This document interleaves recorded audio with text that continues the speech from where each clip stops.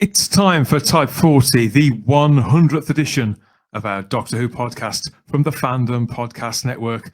I'm Dan Hadley, Birmingham's king of the geeks and your dependable designated driver. And whether this is your very first trip across the Who-universe with us or not, you're in the right dimension for free speaking, big thinking, eclectic and eccentric Doctor Who talk for everyone. Whatever decade or century you started watching, reading, or listening along to the ongoing adventures of our hero, Doctor Who. We talk about it all on this show. Try stopping us. All views are encouraged, and there could even be a few laughs along the way. They've not stopped us yet, have they? So come and step into our TARDIS and share this journey together here with us on Type 40. Yes, we are back with a very special 100th journey on Type 40. And with me for this special occasion, this cutting the ribbon, really, on us hitting treble figures, it's my mate, Simon Horton. Hello, Dan. It's nice to be here. It's funny, isn't it? Doctor Who fans, really, we do like an anniversary, don't we? We like marking those things, be it the 10th, the 20th, the 100th, whatever it is, the 50th, the 60th. We just like anniversaries. We like round numbers, don't we, Doctor Who fans? Well, there is something. I don't think it's just Doctor Who, though. I think there's something about the number 100. I was obsessed with the number 100 when I was a kid. I remember the thrill, for example, Simon, of realizing that I was able to count up to 100 without prompting and go all the way back down again in reverse too. Yeah. When was this? A couple of years ago, was this? Yeah. Just last week. I know what you mean. Isn't it funny how society and humanity works? We just do like round numbers. Why do we mark them? There is something about round numbers, isn't there? It's a milestone. Definitely. When it comes to Doctor Who, we do love, as you say, we love an anniversary, we love a milestone, any chance to put up the bunting. But there's also a feeling of somebody, as people who make content for you out there to listen to or to watch, there's something of the earning one's stripes about reaching 100 to an authenticity to being around for this long, that people have put up with us for this long. Yeah, I think as Trevor and Simon would say back in the 90s, they would say they'd give themselves a pat on the back, I think, wouldn't they, at getting to 100? I think we can give ourselves a pat on the back at getting to 100. I can't believe it's been 100. Neither can I. I mean, I do think that some of my feelings about the number 100 do actually come from Doctor Who itself, because I remember being a very, very tiny kid and an announcer, one of the continuity announcers on the BBC, reading out before the start of The Stones of Blood, the Tom Baker story. Correct. And they announced, didn't they, that it was the 100th Doctor Who story. And I remember just being dumbfounded by this, Simon. Yes, I remember this really, really clearly as well, because obviously back in those days, we had no idea. There was no bunting out at that point to say it was the 100th story or anything like that. I don't even remember. I mean, Doctor Who Weekly going at that point? Yeah, it was just about, I think. But no mention was made about it being the 100th story. So I remember the same as you, Dan. I remember sitting down on that Saturday tea time, ready for the Stones of Blood, and the announcer announces that it's the 100th story. And I remember did I hear that right? I remember saying to my mom and dad, what did they just say it was the one, because it was been and gone, and in those days we didn't have video recorders, we didn't have iPlayer or anything like that to replay it back. So it was almost like, did I actually hear that correctly? Did he actually say it was and so it was doubly exciting because I couldn't be 100% certain that I'd heard it right. It was just like all your Christmases. Wow, Doctor Who is 100. It was as if, Simon, it was as if that little show that I liked, that was on once a week for not that long, really, had seemingly been around forever, and nobody told me. Yeah, it was a real epiphany moment, that was, and it was the fact that obviously with the BBC announcing it, in those proper BBC tones as they used to have back in the good old days. It gave it a certain sense of gravitas and of integrity, and it felt very, very genuine that they were marking this. And suddenly, as a result, we sat down and started watching part 1 of the Stones of Blood, and it felt more important somehow. It had a real feeling, as I say, of weight, because it was the 100th story, and you were kind of waiting for something special to happen in the episode, and of course it didn't. It should have done, but it didn't. Yeah, there was glitter after all, and not party poppers as such, but yeah, well. Well, of course, they famously, the hope was, wasn't it, that they were going to do, weren't they going to do some sort of birthday cake? Was that in this episode? Yeah, there was a cut scene from the beginning of the actual episode. Correct. Where I think it was canine wheels in a cake. Yeah, and I can't remember whether they actually shot it and then cut it, or whether it got cut at scripting stages. I think Graham Williams, the producer, was the guy that clearly vetoed it. I believe the cake existed, whether it was real cake or made of foam. It's coming back to me now. I think the cake there. I think the cake was actually on set. I think they were due to film it. I don't think it ever got recorded, because I think it was cut before recording. But I'm pretty certain the cake was actually in the studio. So they certainly had a sense of occasion, and they were ready to market. I wonder where that cake is now. Do you think it's in Neil Cole's Museum of Classic Sci-Fi?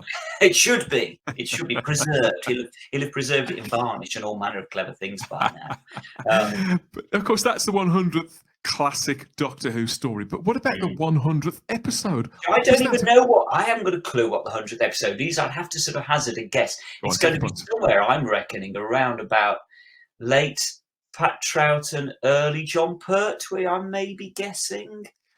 That's exactly what I would have guessed. And we were both completely wrong. It was Escape Switch, which was episode 10 of the Dalek Master Plan. We can actually watch this one. It exists. And it aired on January the 15th, 1966, this one. Wow. I cannot believe that. So within 3 years, they'd already got to 100 episodes. 100 episodes. Quite stunning, isn't it? I'm gobsmacked by that. No matter how many special features we watch or interviews we read about the momentum of making the show back then, it's only when you hear figures like that it really hits home. It's just incredible. I cannot believe that there's a sort of a mid-ish, late-ish William Hartnell episode was the 100th episode. That's just quite stunning. And it's actually nice. It's a Dalek episode. That's completely appropriate that it is a Dalek episode. So it's as it should be. But isn't it funny? You kind of wonder if they knew at the time that they were making it. Did they know? Had they twigged that it was the 100th episode as they were actually recording this episode? I'd be surprised. I mean, bless their hearts, they did seem to be on such a treadmill.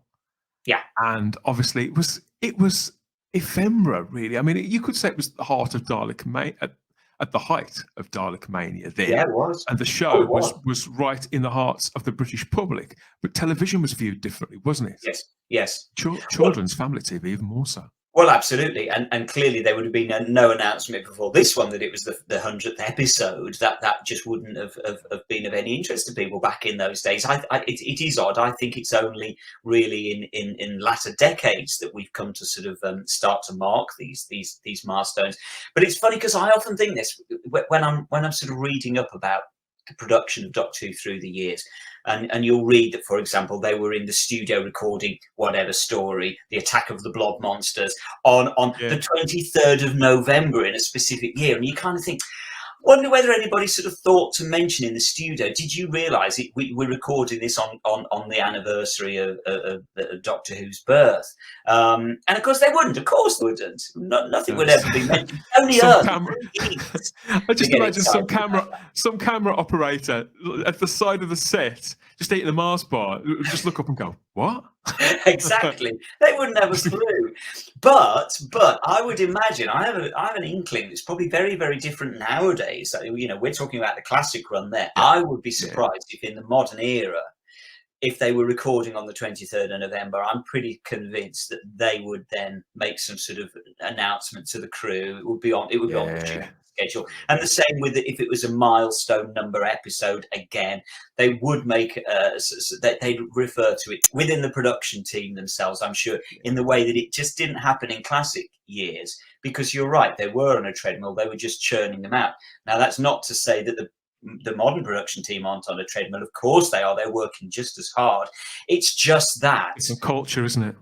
Different culture, completely different culture. Back in the day, as Terence Dix famously used to say, all they were thinking about was just getting a program on the television instead of having the test card go up. That's all they were worried about.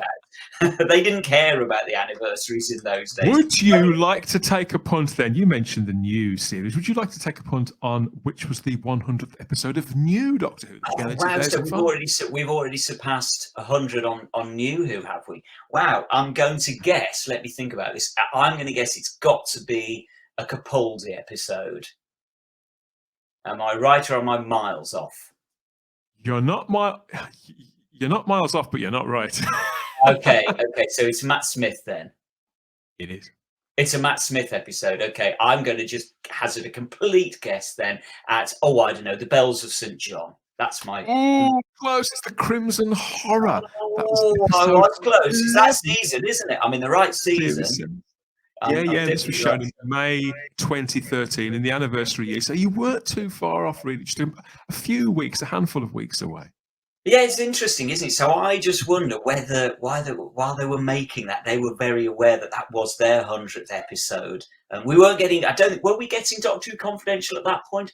Why they stopped it? No, I think we were still getting it. I don't remember any mention being made in Doctor Who Confidential that they'd marked this as the 100th episode. But I'm sure they must have been aware. They just dropped the hammer on Doctor Who Confidential in the anniversary year, I think, to do online snippets instead. Right, I can't quite remember, but yeah, they definitely wasn't still going then. And there may have been some mention of it in Radio Times, places like that. But other than that, no, there was no announcement. You do wonder, don't you? You do wonder whether it simply was a case that, again, they were just far too busy, far too much on a treadmill, and it was only after the occasion that they actually realised that it was the 100th episode. It's interesting, isn't it? But yeah, I mean, that's a good episode to be the 100th. It's a shame it isn't a Dalek episode somehow, but you can see that Dame Diana Rigg, she was very impressed by the whole thing. Yeah, impressed isn't the word I would use there. And to be fair to them, they were a very short while away from another big anniversary later that year. So hey, perhaps you can have too much of the bunting and the party poppers and the backslapping. Yeah, that's an interesting question, isn't it? Can you ever have too much bunting and party poppers and too much nostalgia? Certainly for me, you can't have too much nostalgia. I'm a big fan of marking things and being aware of things. Things don't pass me by generally. I like to mark stuff. It's I think it's it's just one of those things that just how it is. It's just one of those things we do somehow. And I say it just in the same way that with Doctor Who magazine and the weeklies, it was. I can remember when the weekly, the magazine as it was then, the monthly as it was called at the time, turned 50 issues. I remember that being a milestone, and then when it turned 100, I think maybe it's just that it's that excuse, isn't it, to be a bit nostalgic, to look back, to celebrate, to remember, to mark. It's like Christmas. It's just an excuse, isn't it? We do like an excuse, don't we, for a bit of a bunting. Well, wait and see what we've got lined up for the main course for this celebration. That's coming up. In the meantime, if you'd like to do some real-time traveling of your own, this is the point where I remind you that each and every edition of this show, past, present, and future, is just a tap or two away on the device of your choice. If you know where to look, 100 great conversations, reviews, previews, interviews, geek outs, and deep dives with all our regular voices and faces. We know there's something for every fan at type40.podbean.com. I also want to state again my sincere appreciation to our companions on the other shows on the FPN for the masses of support, encouragement, and friendship offered to us, bringing Type 40 to you time after time. As always, we'll be making contact with everyone and everything going on across the rest of the network later on in the show. So stay tuned for that too. Now, right back at the beginning of season 2 of Type 40, Simon, when you and I and Sarah sort of took the regular reins, really, I'd got a bucket list, if you like, of conversations and topics that I really wanted to have, not just as a Doctor Who podcaster, but as a Doctor Who podcast listener too. The one that you're about to hear, this was one of the biggest. How can I sell this to you? Because try as we might, the majority of us who watch, adore, and obsess over Doctor Who to one degree or another over the decades, the sad fact of reality is, Simon, that next to none of us are able to say that we can actually see it or have seen it all. We go to great lengths to keep it all alive somewhere, somehow. I'm not knocking the recons, the animations, or the novels, or anything like that. But we can't just go back and pick up all of Doctor Who in a box set or binge watch it over a week off work, can we? The way that Lost in Space or Star Trek fans can, because chunks of it don't exist. It's gutting, isn't it? It still is so gutting to think that, at this moment in time, there is huge chunks that we simply cannot watch. And I am just so envious of people who were there at the time and were able to see, when you hear people say, oh yeah, I saw the first episode of An Unearthly Child go out. That's just, that's nirvana, isn't it, really? That's what we'd all love to be able to say. We were there right back at the very beginning, and thus we watch, there must be people out there who've seen every single episode right the way through. And boy, you're envious of that, simply because if it was a case that, okay, the stuff is now, they've found it all, and so we can now see it, okay, that'd be great. But we can't. And so there are a select number of people out there who probably will forever be unique in that we will never, ever, ever be able to watch the full history of Doctor Who anymore. So it's only those people that were there at the time that can say they were able to do it. And boy, am I envious of them. You can't help it, can you? You can't help but be a tad envious, because there's been so much of it throughout the decades. All our heroes and companions, all those different models of the TARDIS, and all the monsters that they've got into scrapes with. It's ongoing. It seems like it's about to be reinvented again. So there's no reason to expect it to actually stop anytime soon, even if it could be a bit of a wait this time, right? It could be a bit of a wait. But when you think about this ongoing modern mythology, the kind that would have been originally sort of devised and its foundation's been put down in print in years gone by. Now, this is one exclusively for the TV. And I have always wondered about those viewers who have seen it all, sofa side since 63. I suppose you could say, who watched the TARDIS materialise and dematerialise for the very first time and heard the Doctor and all the regulars speak their first words. And that's exactly what's coming up right now. Ian McLachlan is a writer and classic TV expert who's been watching the series since he was literally in short trousers. Sarah and I spent a few hours in his company recently, and here's our conversation with Ian right now.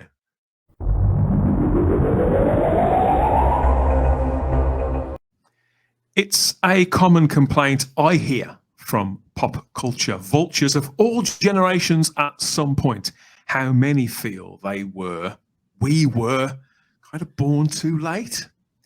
It could be it's out of a hankering for a less frantic age, a less connected age, a less atomized age, or a time where values may have been slightly more aligned with our own on some level. Or it could just have been that they'd have loved to have had a chance to book tickets for the Stones in Hyde Park, Sarah, or maybe even seen Star Wars in cinemas originally before George Lucas started messing around with it.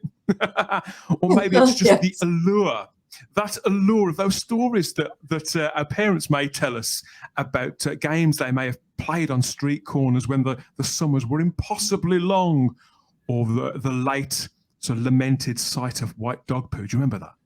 I do. Yeah. And for Doctor Who fans, for people like us, quite naturally, we'd be wanting, if we could go back in time, the first place we'd probably go would be to back in front of the TV to watch some of those missing episodes the BBC so tragically, unforgivably junked during the 1970s. Yes, absolutely. Something I hear all the time. Yeah, but our guest on this 100th edition of Type 40 is a man who was there, who's seen it all or near enough, and has a memory like a steel trap. Now, our mutual friend Richard Molesworth, who's the author of Wiped, Doctor Who's Missing Episodes, describes this man as one of Doctor Who fandom's earliest leading lights, believe it or not. I know. Drum roll, everybody. And Ian McLachlan's with us this time. Hi, Ian. Hello, Dan. Hello, Sarah. Hello, Ian. Wow, how can you beat that, Ian? You know, what an introduction. I know. How long did it take you to compose it? The thing is, with Doctor Who and Adam Adams Lives, which is one of my other favourite programmes, it's about a manner of time. Somebody is reactions to a different age. So that's a theme. A lot of us maybe think about the past and we would like to have been lived somewhere else. But you must remember there were bad times in the past as well as good times. So it wasn't. Do you think we over romanticize these times, do we? Absolutely. Yep. I would say that because I worked in schools like you do, Sarah.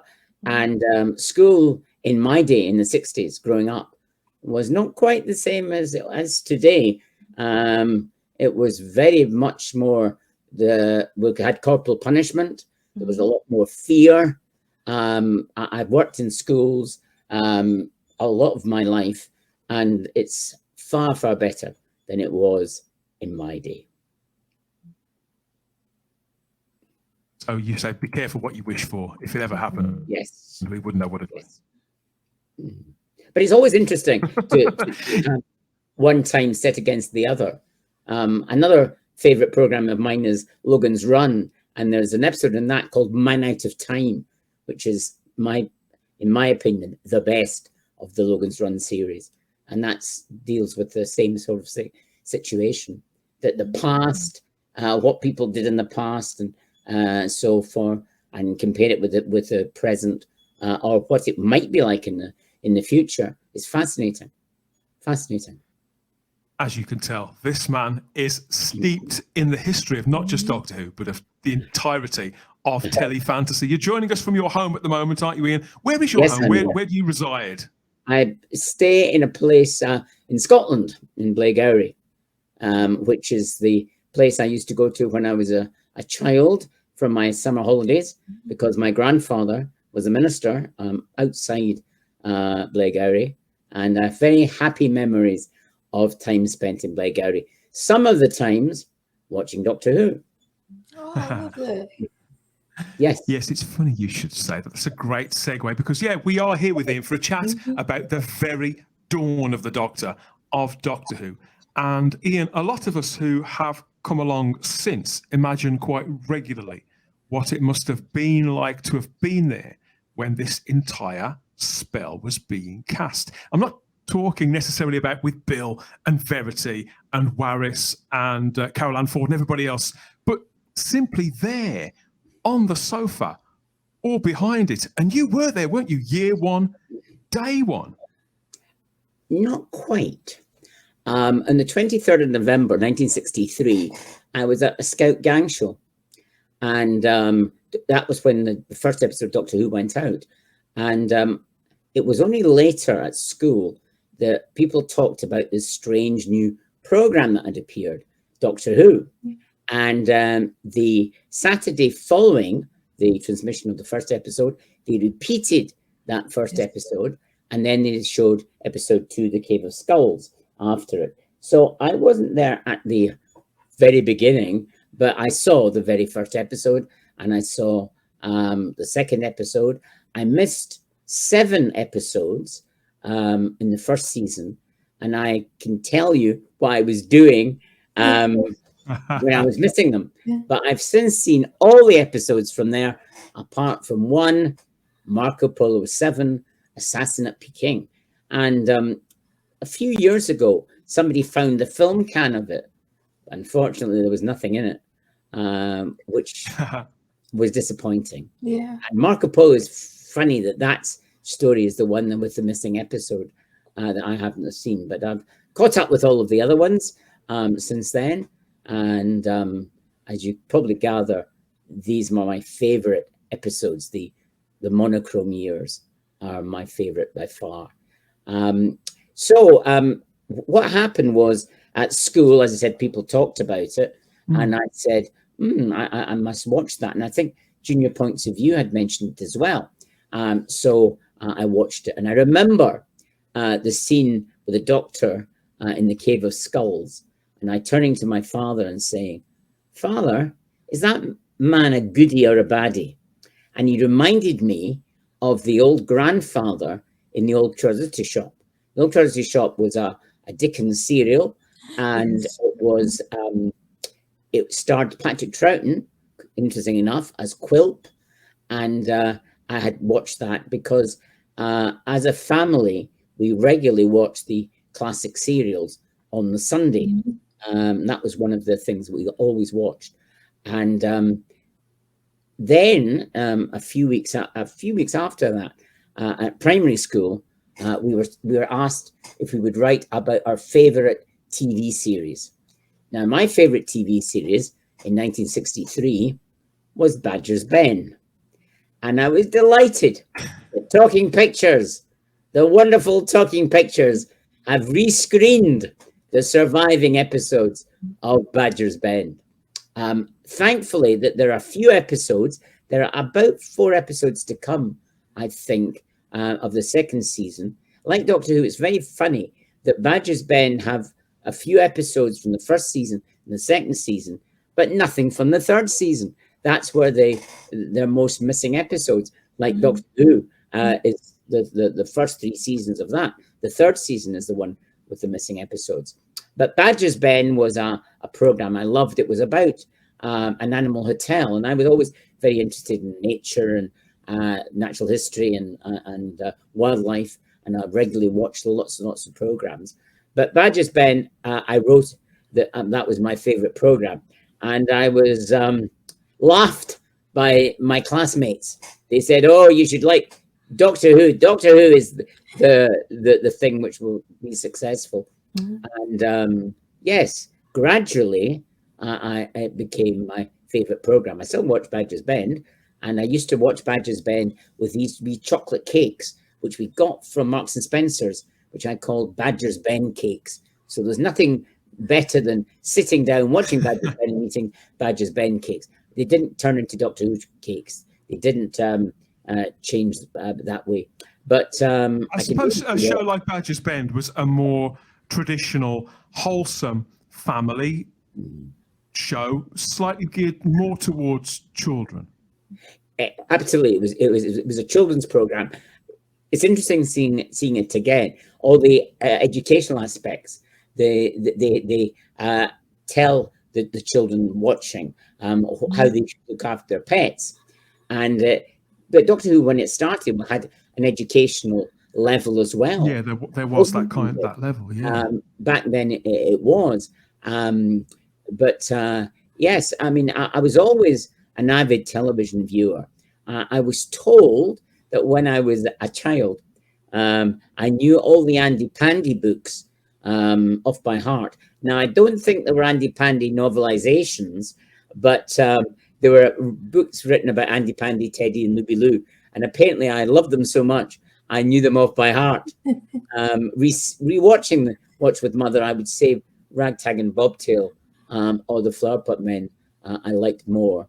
But I remember when I was a tiny child creating a fuss because I couldn't get to see Andy Pandy, and I was maybe 3 or 4. Yeah. So I was always, if I was wanting to watch a TV program, I was always wanting to watch it. Yeah. And for those who don't know, though, Ian, Watch With Mother was a kind of strand of programming, wasn't it? It was a whole afternoon's worth of programming that was divided up into what you could call favourites with their own little segment, as you say, Bill and Ben the Flower Pot Men, Yes. Muffin the Mule, all those kind of shows. They would have their little 10 or 15-minute slots, and it'd be laid out like a menu, wouldn't it? So the children watching would know exactly what was coming in what order. Well, not quite. They had a different program every day. So on Monday it's Picture Book. Had Patricia Driscoll, who went on to be the second Maid Marian. Picture Book. Andy Pandy was on Tuesdays. The Flower Pot Men were Wednesdays. Ragtag and Bobtail was Thursdays. And Fridays was the Wooden Tops. So you only got one 15-minute. Because I see. But it was more a case that the entire afternoon, though, they would sort of gradually ramp up children's programming.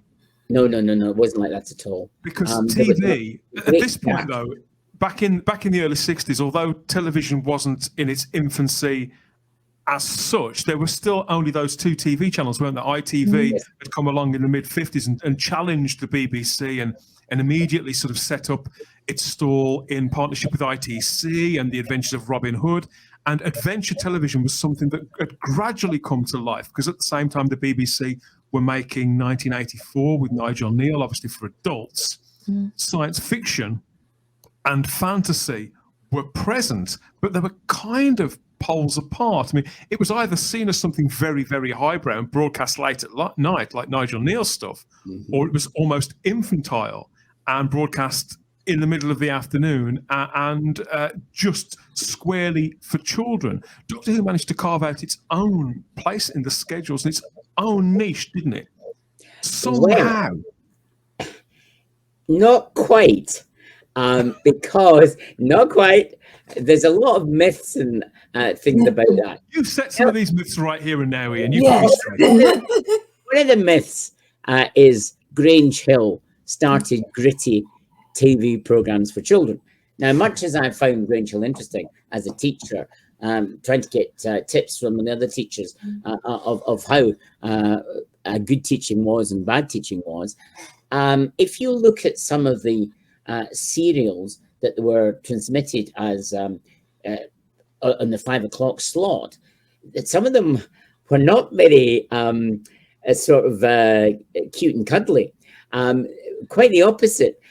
For example, my favorite thriller writer was Francis Durbridge, and I've been very excited because they've been publishing a program of all Francis Durbridge works.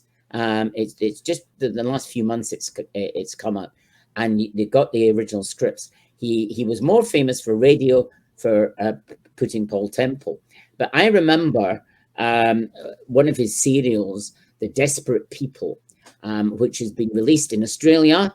And if you go into Amazon, you can get your copy of Desperate People, starring Des Cooley, which when Telefantasy fans know as Commander Trainer and Timeslip.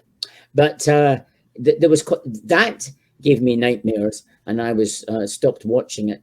I had to stop watching. Doctor Who was never something I found frightening at all in any way. But because some of these thriller series involve people getting stabbed, people getting hurt, and it's not in a fantasy land in a strange planet. Yes. They were more realistic. Now, there was another series that has been released on DVDs by Network called City Beneath the Sea and Secret Beneath the Sea. They were science fiction programs. They starred Gerald Flood, didn't they? Yes, it did. There were three. Sadly, on point to me at last. Sorry, you got it something right. I've got a point. No. Oh, sorry. Yes, it was starred Gerald Flood, and I remember watching that series, and I didn't realize it predates Doctor Who. Emerald Soup, which was against the first story of Doctor Who, was, I think, sort of science fiction-y, a wee bit. Emerald Soup was called. It doesn't exist. It's fascinating. As you know, I love old television. I love any old television. Give me old television every day, apart from The Masked Singer. Now, old television is really good.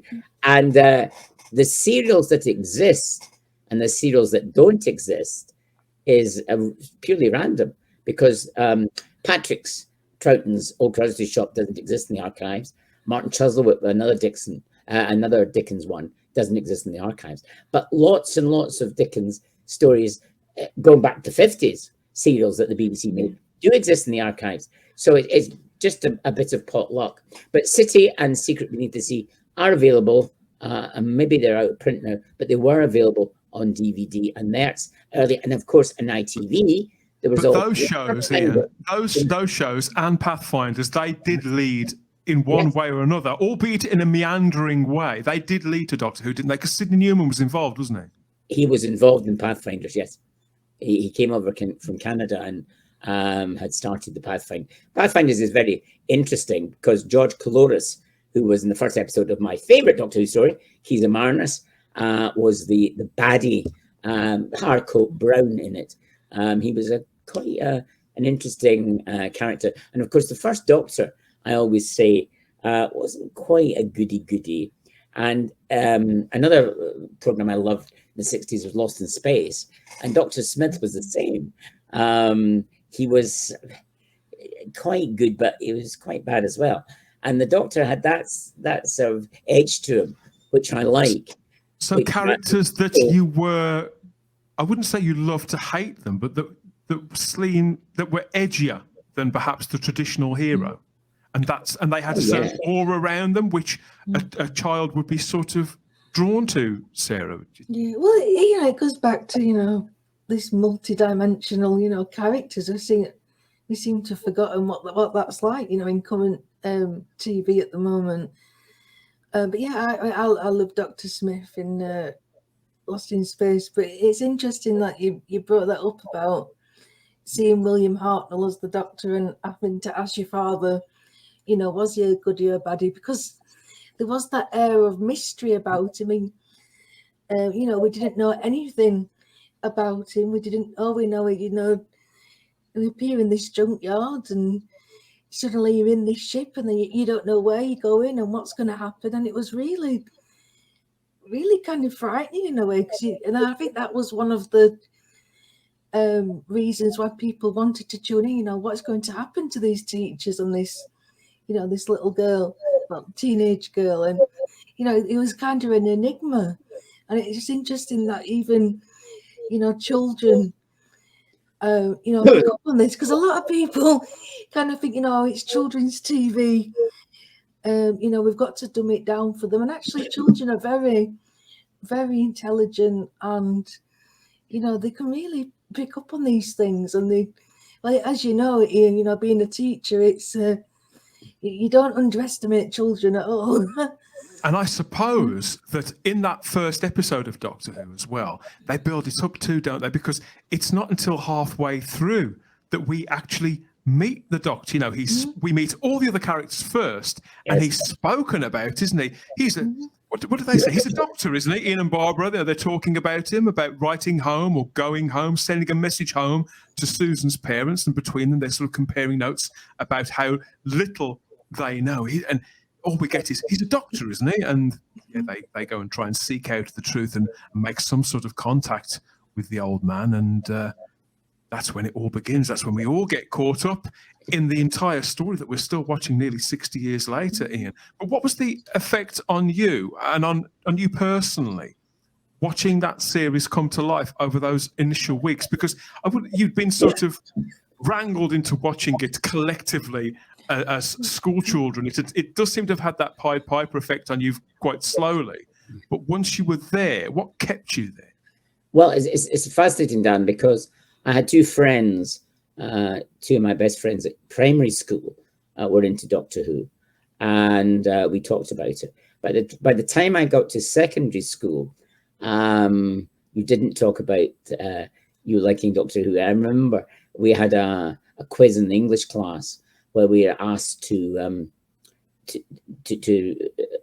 give a question, and I chose Doctor Who, and I got groans that I had asked Doctor Who. But the same class, we were asked to write a play, and I wrote a play on Adam Adamant Lives.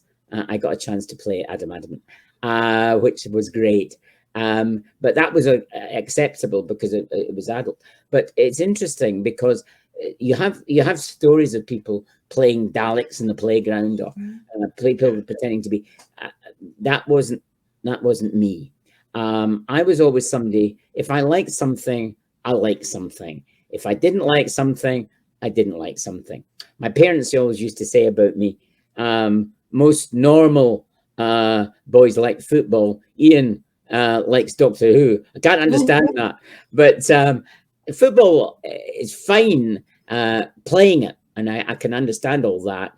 But why would I sort of support another team that I wasn't part of? But that's my feature of that. So I liked it. It gave me a chance to explore historical periods. I was always interested in history. Although my father criticized me, he said, you were no good at science, and that Doctor Who and all that stuff you like is science. But I wasn't very good at science. But history I liked, and I was very sorry when the historical ones left. And when I became a teacher, I chose, I had a class of sort of youngsters that didn't do exams, and I used to explore the Aztecs with them. We had a course in the Aztecs and various other places the Doctor had visited in past times. So it was a serial, and I like the classic serials that we watched. As a family, I watched the classic serials. We all watched them on a Sunday as a family. And that's why I missed the first episode of Lost in Space, because it had against David Copperfield, and we were watching David Copperfield, and Lost in Space was on at 5 o'clock at the same time. But I was delighted when the next week, the Dalek, it was on at 3 o'clock or something in the afternoon, and I got to watch Lost in Space as well. It was great. Yes, if I liked a program, I really liked it, and you kept watching. And I probably, because I was a collector, I collected stamps. I was really into stamps, and I wanted to have all the stamps that you could get. I transferred that to Doctor Who. I wanted to watch all the episodes, and I got sort of displeased if things turned out and I missed an episode. I wanted to watch them all, which is interesting. And starting from about First to Fear, I think, episode, I cut out the cast lists from the Radio Times, and I've still got them somewhere. But yes, the cast lists. No, I hadn't that. I didn't have the Unearthly Child one. It was only from the beginning. And what I did was I discovered that you could order old Radio Timeses. And there was in Edinburgh, where I lived at the time, there was an office for the BBC. And you could go in there and they would lend you books of old Radio Timeses. So I was fascinated, because it wasn't just Doctor Who I liked. I liked television. I was a real television fan.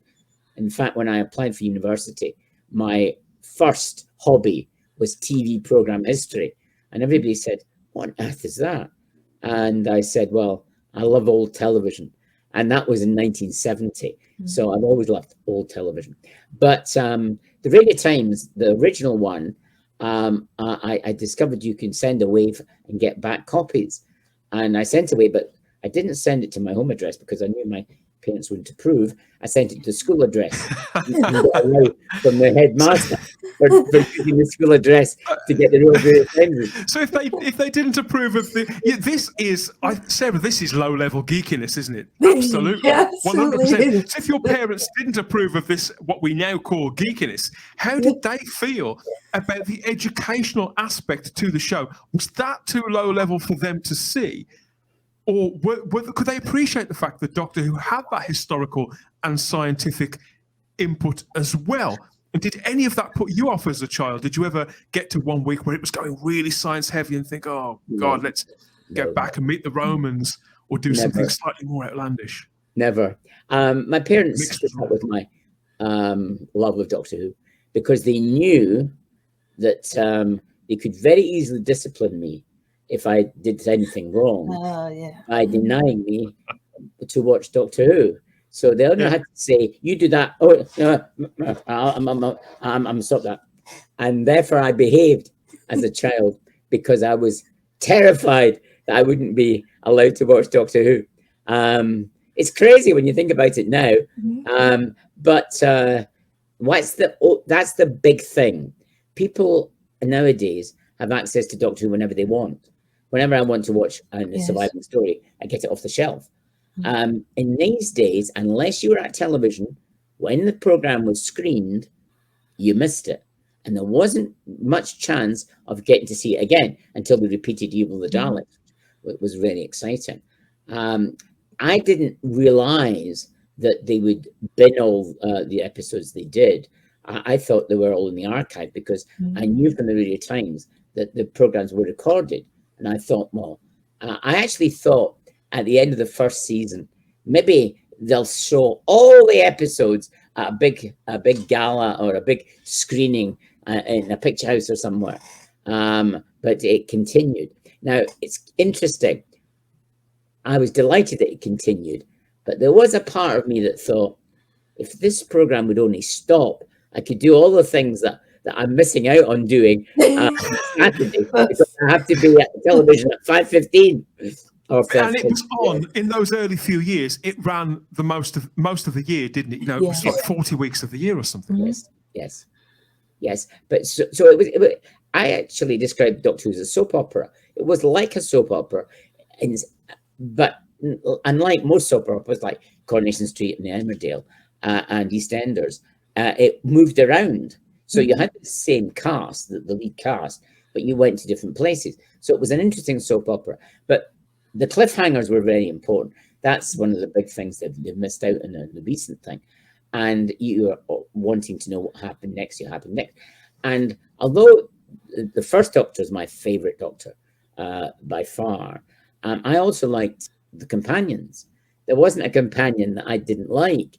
So it was the team. And I remember that I picked them, it was around Christmas time when the Flashpoint, the last episode of the Daleks Invasion of Earth went out. And I had family to stay. My grandfather and my aunt was staying with us in Edinburgh. And my brother said, "Oh, you're upset when your grandfather left. You're upset when your aunt left, but you're more upset when Susan's left." And I liked Susan a lot. And I was very upset when she left. And I remember, did those characters feel like an extended family to you then, from the perspective of somebody who was watching on the sofa every single week? Yes, I mean, Jeremy Bentham, as you know, who's done a lot for Fandom. I used to know Jeremy quite well. And Jeremy said at one time that he felt he's like the fifth companion on this journey. And they're doing a journey. Remember I said at the start that my primary school was quite oppressive. So you had that dream that you could go anywhere in space and time. Fascinating. And, it was the dream that maybe there was such a thing as a TARDIS. Nowadays, it's quite ridiculous because although I knew it was a production, because I was always interested in who the producer was, the director was, behind the scenes people, right from the beginning. I was aware of these names. And I knew it was a TV production. It wasn't real. But there was that wish fulfillment, the same as I was a huge Ian McLachlan fan when I was growing up. I used to try to read every one of the Famous Five books. And you wanted to be one of the Famous Five and having an adventure. So I think a lot of the youngsters of the 60s imagine themselves having these adventures. Now, in these days, I don't know what they would be like, because all the health and safety issues come into play. So, Ian, hearing you talk about that, though, it does make me wonder, because Sarah, as people the pair of us, certainly all my life, watching this, not just Doctor Who, but any kind of fantasy, but particularly Doctor Who, is that when you get into it, people somehow, those people around us, our friends and our family who don't get it, they assume that we think it's real to some extent. They don't seem to realize that we're perfectly capable of realizing that this is the real world. Inside the telly is make-believe, and there are people who put it all together. And yet the irony is, though, isn't it, Sarah, that we do spend more time looking at the credits of a TV show than the average person. So those names, whether it be Verity Lambert or Philip Hinchcliffe, John Nathan Turner, Russell T Davies, whoever, we recognise those names, and we tend to go, we want to find out more about them too, because they've had this effect on us, the effect that it had on Ian in the 60s, me in the 80s, and you in the noughties. Yes. You make it sound like a right baby now. Yes, I mean, sorry, Sarah. Are you okay? No. Yeah, it's again because it isn't on one level. It is just entertainment. Yeah, absolutely. But I think this geek culture, it resonates on so many different levels, and that what you were saying, Ian, about escapism. I felt like that. When Doctor Who returned in 2005, that's what got me into it. It was Rose running away from her mundane life and being able to go absolutely anywhere. That's a very universal, but it's a very popular thing. A lot of people want to escape their lives for a bit, and we are fascinated. And when it's something that means a lot to you, you care about these characters, you see them every week. It does affect you, but yeah, we also do know, that we can switch it off, and it isn't real. We seem to have had similar experiences and similar conversations in different forms, decades apart, Ian.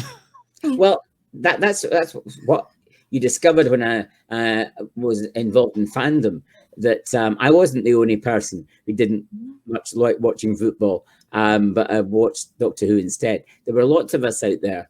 It wasn't just one or two people. So yeah. You're always aware of the real world and real problems. And I mean, the way the world is at the moment is absolutely tragic. And although I like fantasy television, I spend a lot of time watching political programs and news programs. So it's not as if it's an escape, but you also always have to dream. That's very important. Everything in moderation. Yes, yes, exactly. And if you don't have a dream of a better world, I mean, I used to think the Doctor Who would end when the Doctor and Susan returned to their own planet, and it was peaceful and nice. Didn't happen that way. You felt that was the natural concluding point that the series was working its way towards in those early years? Yes, I think so. That he would get back home. But you thought it would end, and it's gone on and on. But what is very interesting, I wanted to catch up with what you said earlier. The first Doctor has been played by William Hartnell, Richard Hartnell, of course, I've forgotten the other name. Bradley. Yes, David Bradley. And another person is doing Big Finish, because the first Doctor, and to some extent the second Doctor, were characters. Bill Hartnell wasn't playing Bill Hartnell. Bill Hartnell's my favorite actor. I've seen him in other things. He was wonderful in a film called The World 10 Times Over, when he played a father who was distraught with what happened to his daughter.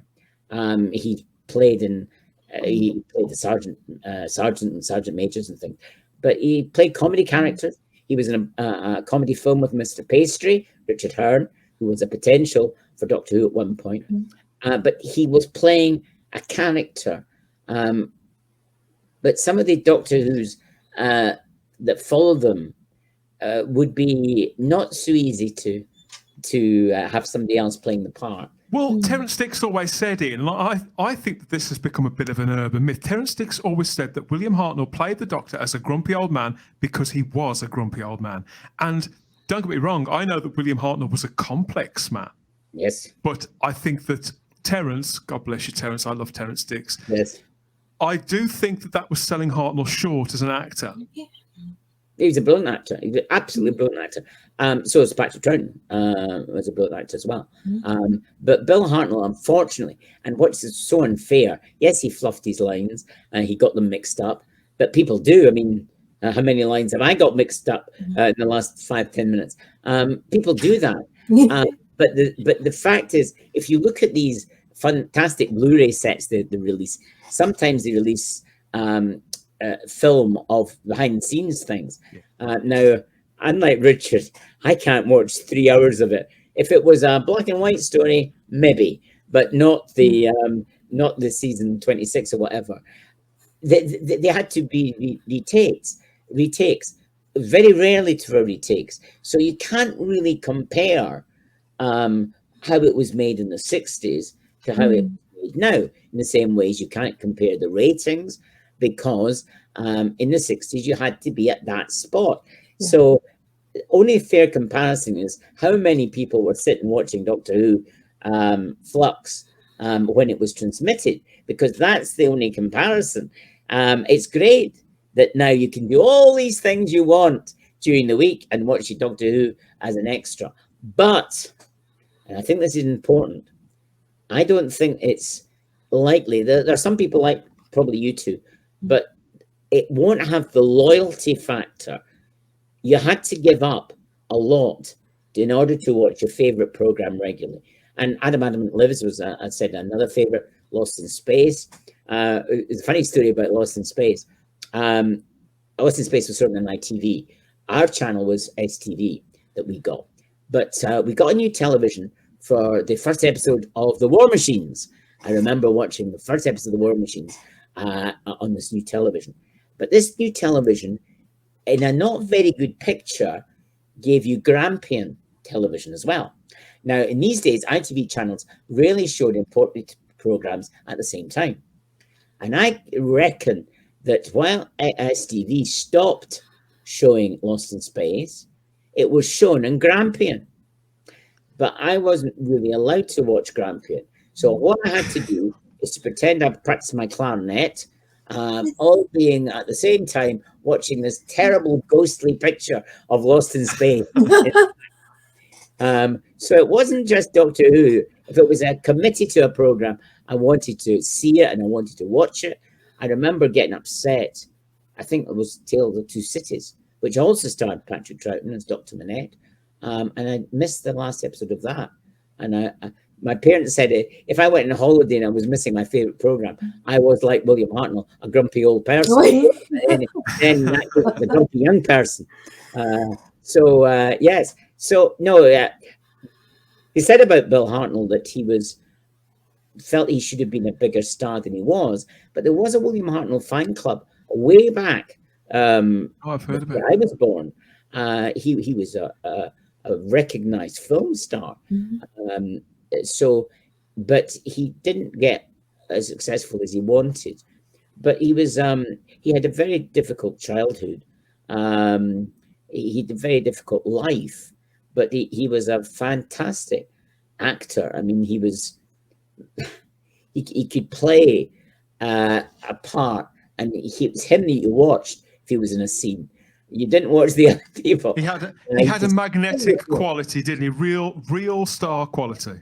Yes. Well, he's a film star. He did a play. What do you call it? What was it called? Swallows or something. He did it for a year on the stage. But it strikes me, Ian, that actually, I was going to say back then, but even now, come to think of it, we have some shows that run on and on and on, and they get reinvented and they change leads. Things like Silent Witness and Midsummer Murders. We're kind of used to that kind of telly now. But back in the 50s and the 60s, okay, sometimes like when James Garner left Maverick, so they bring in Roger Moore, they try and keep the thing going.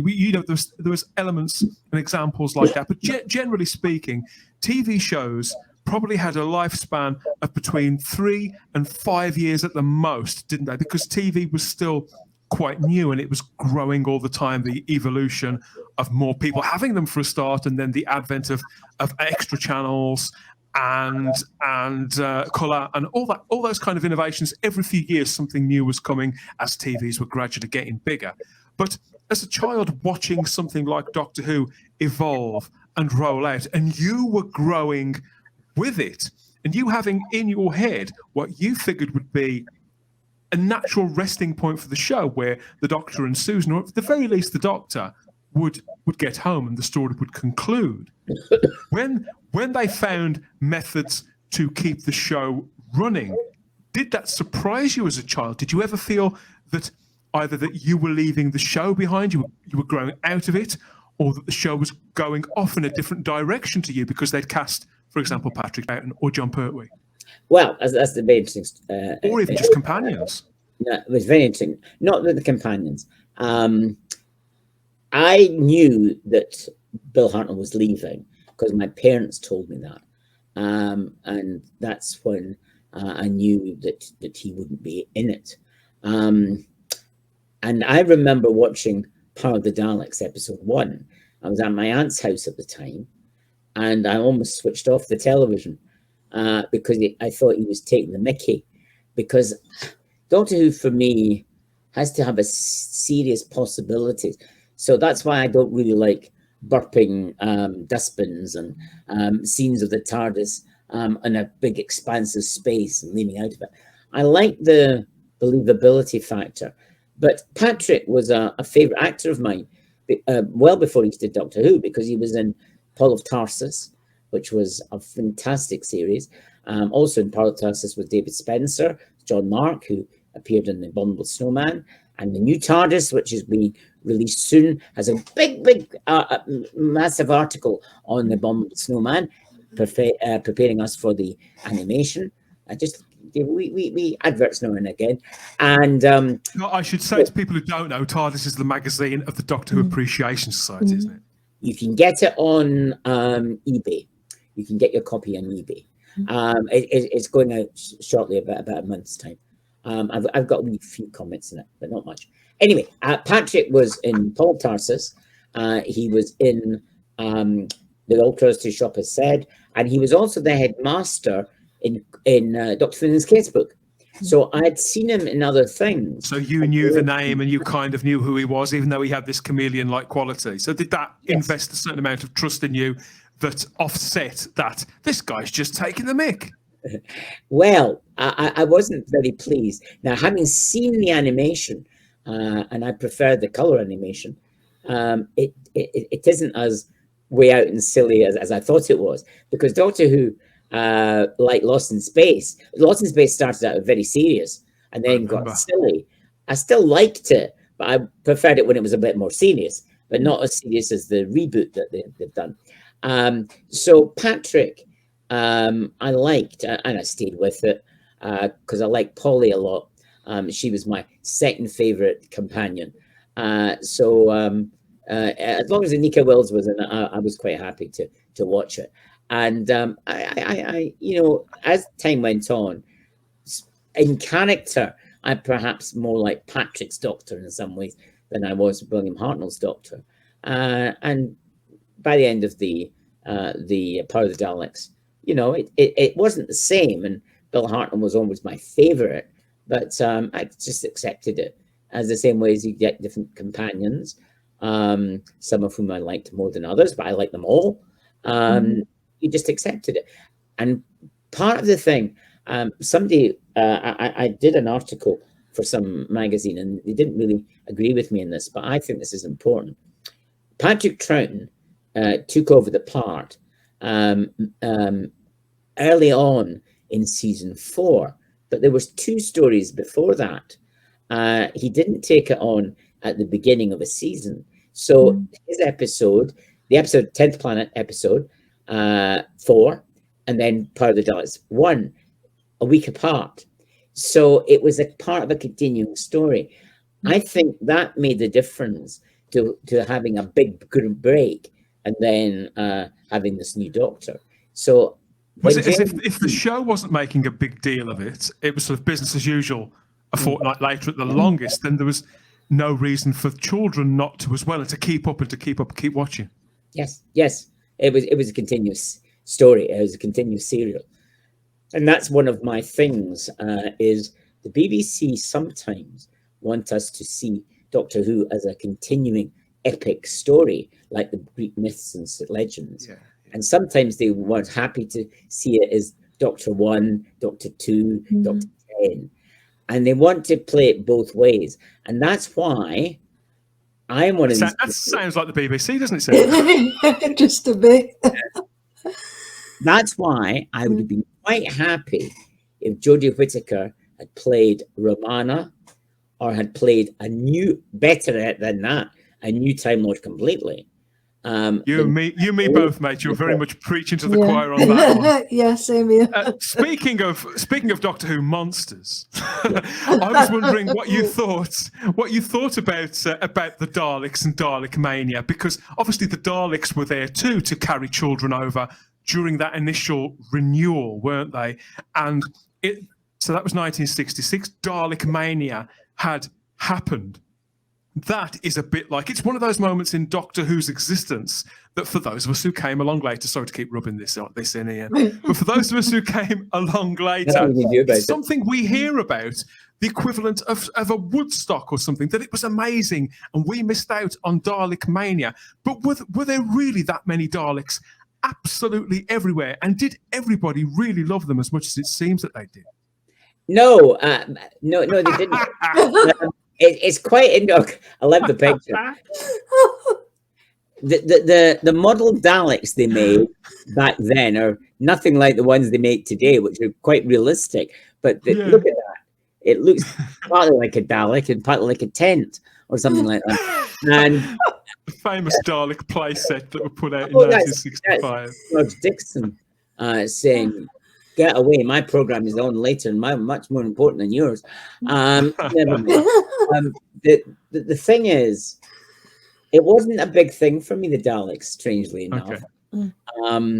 It was just another story, very good story, but I preferred Keys of Madness, which was written by Terry Nation as well. I like the Voord. I thought they were quite an interesting creatures.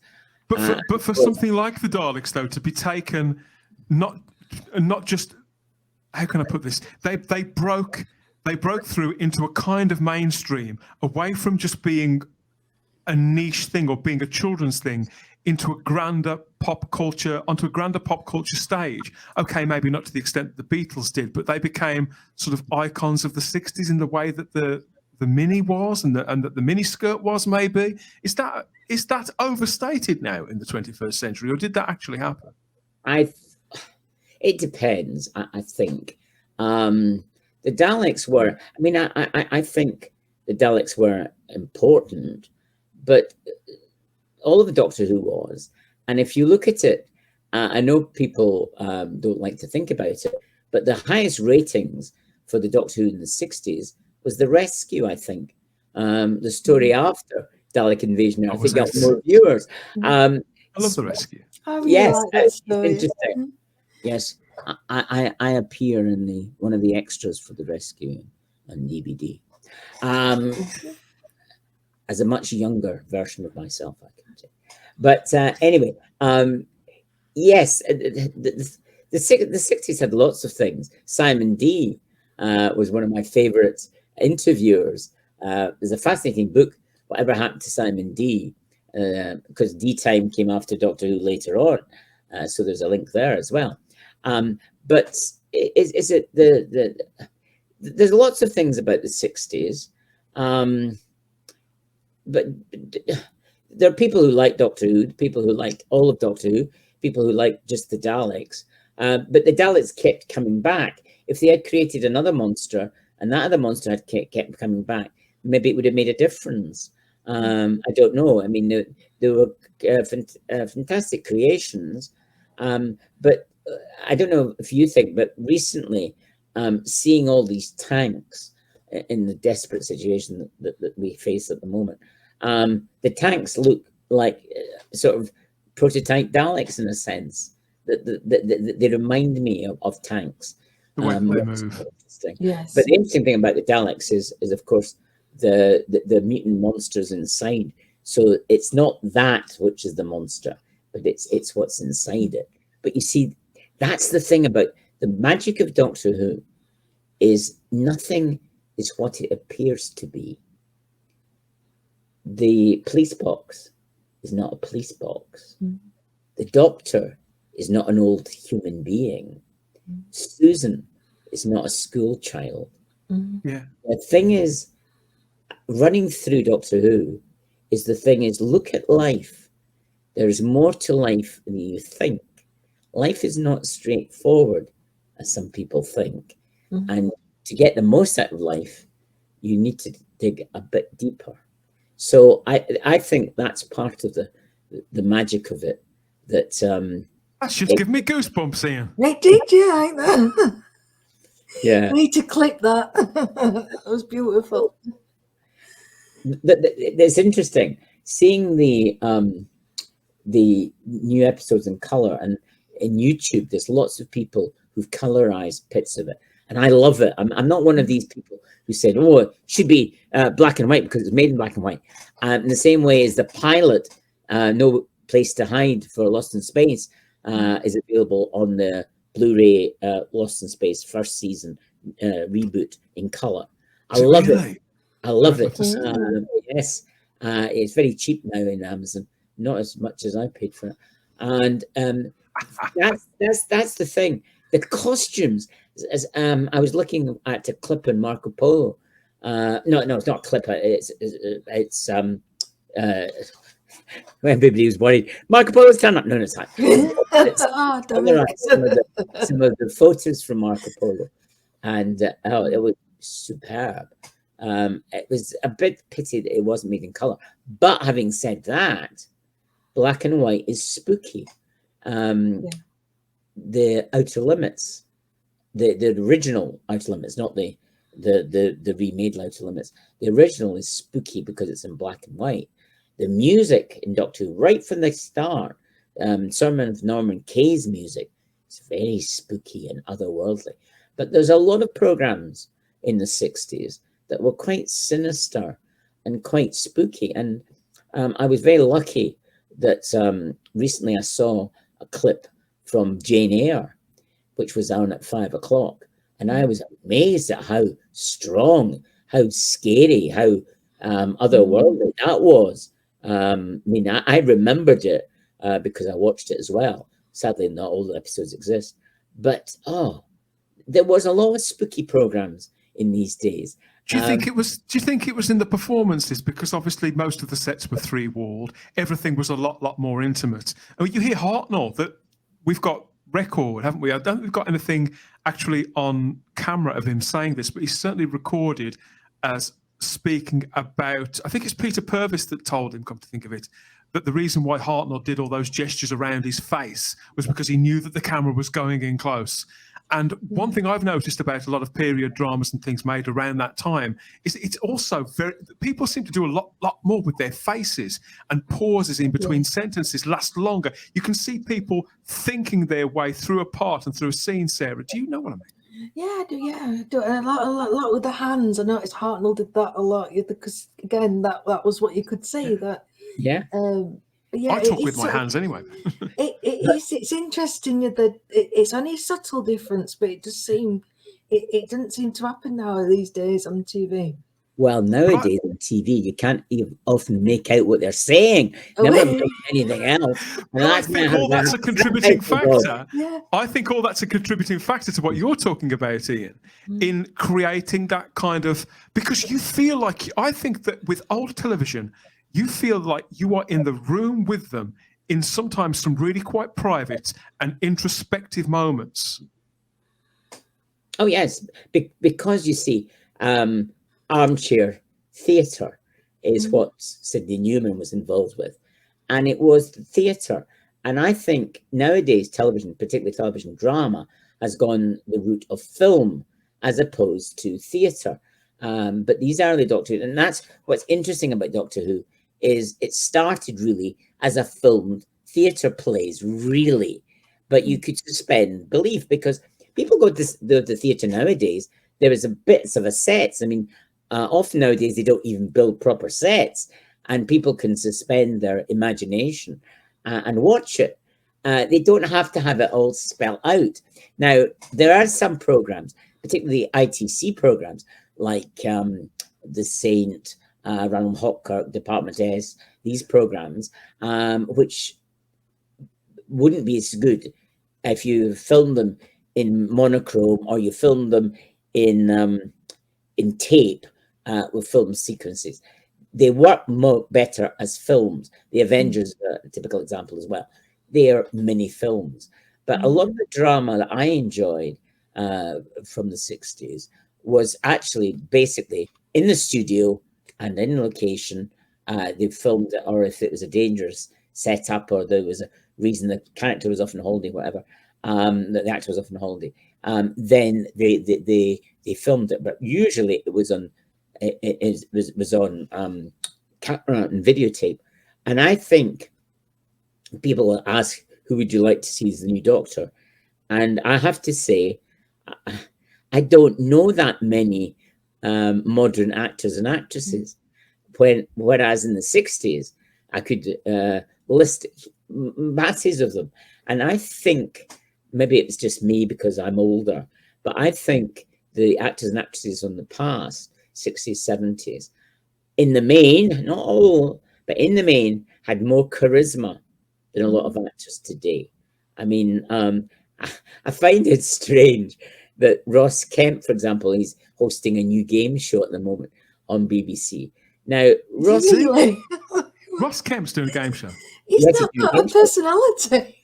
Well, I like Ross Kemp, but game show? Ross Kemp is quite interesting because he's quite posh, but he's not in the style of somebody like Roger Moore or Peter Wingard.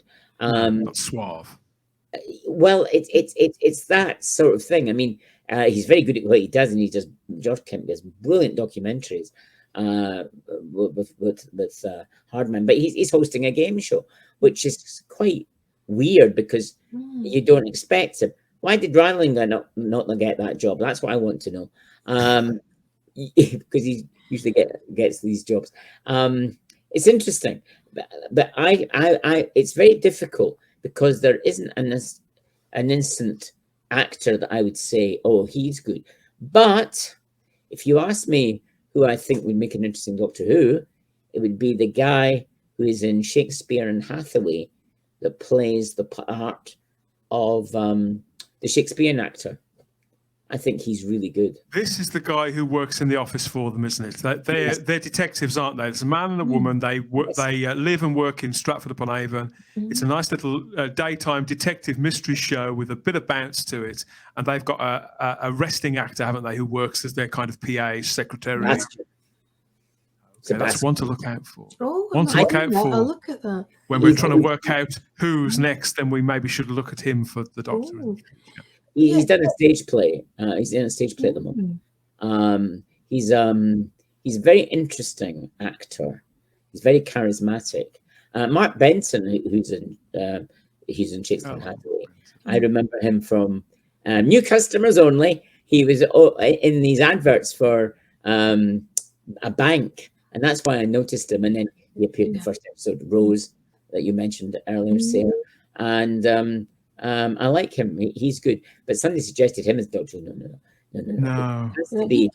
Yeah, you do make an interesting point in, because I think I've noticed, that actors like William Hartnell and Patrick Troughton and John Pertwee, that the classically trained actors, and a lot of them, they've got a craft in theatre, and I do think that makes a difference. Just playing, because the Doctor's a character that's got so many dimensions to it, and so many layers, and I don't.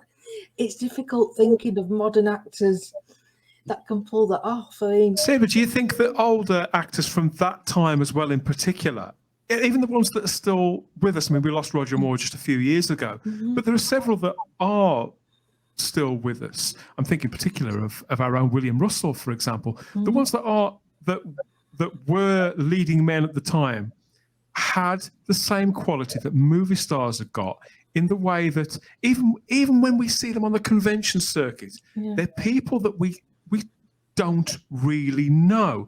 They have an aura about them that speaks almost as if a cousin of old Hollywood, of what a real star used to be. Well, you see, Patrick Troughton didn't go to conventions until John Nathan Tiller persuaded him, because he said, if I'm seen as a personality, then they won't take me seriously. That's the difference. When I do the part. And an ideal actor, to my mind, is somebody that can play various parts. Now, because of the current situation, some of the parts that Patrick played in the past, he wouldn't get to play now because he wouldn't be allowed to, because he's too far removed from that character. So I was watching something interesting. I don't know who it was that was saying it, that he liked modern actors because they could be real, down to earth and realistic. For some things, yes, but I mean, there was a time when I wanted to be an actor, but I'm not good enough, and I don't have a good memory, strangely enough. But not a good enough memory. Actually, what did you say just now? I can't remember. The fact is that people, people in the past. The good thing about being an actor is you can play somebody completely different to yourself. That's what's the fun. Playing yourself is boring. And you talk about Roger Moore. Roger Moore was actually quite a good actor, really. Man Who Haunted Himself was one of my favorite films altogether, not just Roger's films. But he had the charisma, and film stars do it, although they basically play themselves. I mean, it's quite interesting. My favorite James Bond is George Lazenby, which people say, what? George Lazenby? Well, he's actually the first Bond I actually watched in the cinema. So perhaps that has something to do with it. Yes, my least favorite is probably Daniel Craig, but he was the more realistic Bond, the most realistic, same as Timothy Dalton is, of course. He as well is quite realistic portrayal. Roger Moore plays it with a smile, and Sean Connery, the first one was quite good. But I actually watched a couple of months ago. I watched all the James Bond films in order.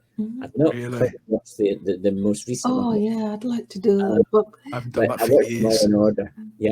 And Blu-ray, the sort of box set that I bought, it's stunning. Dr. No in color, fantastic. But making my mouth water at the minute. We need to do another.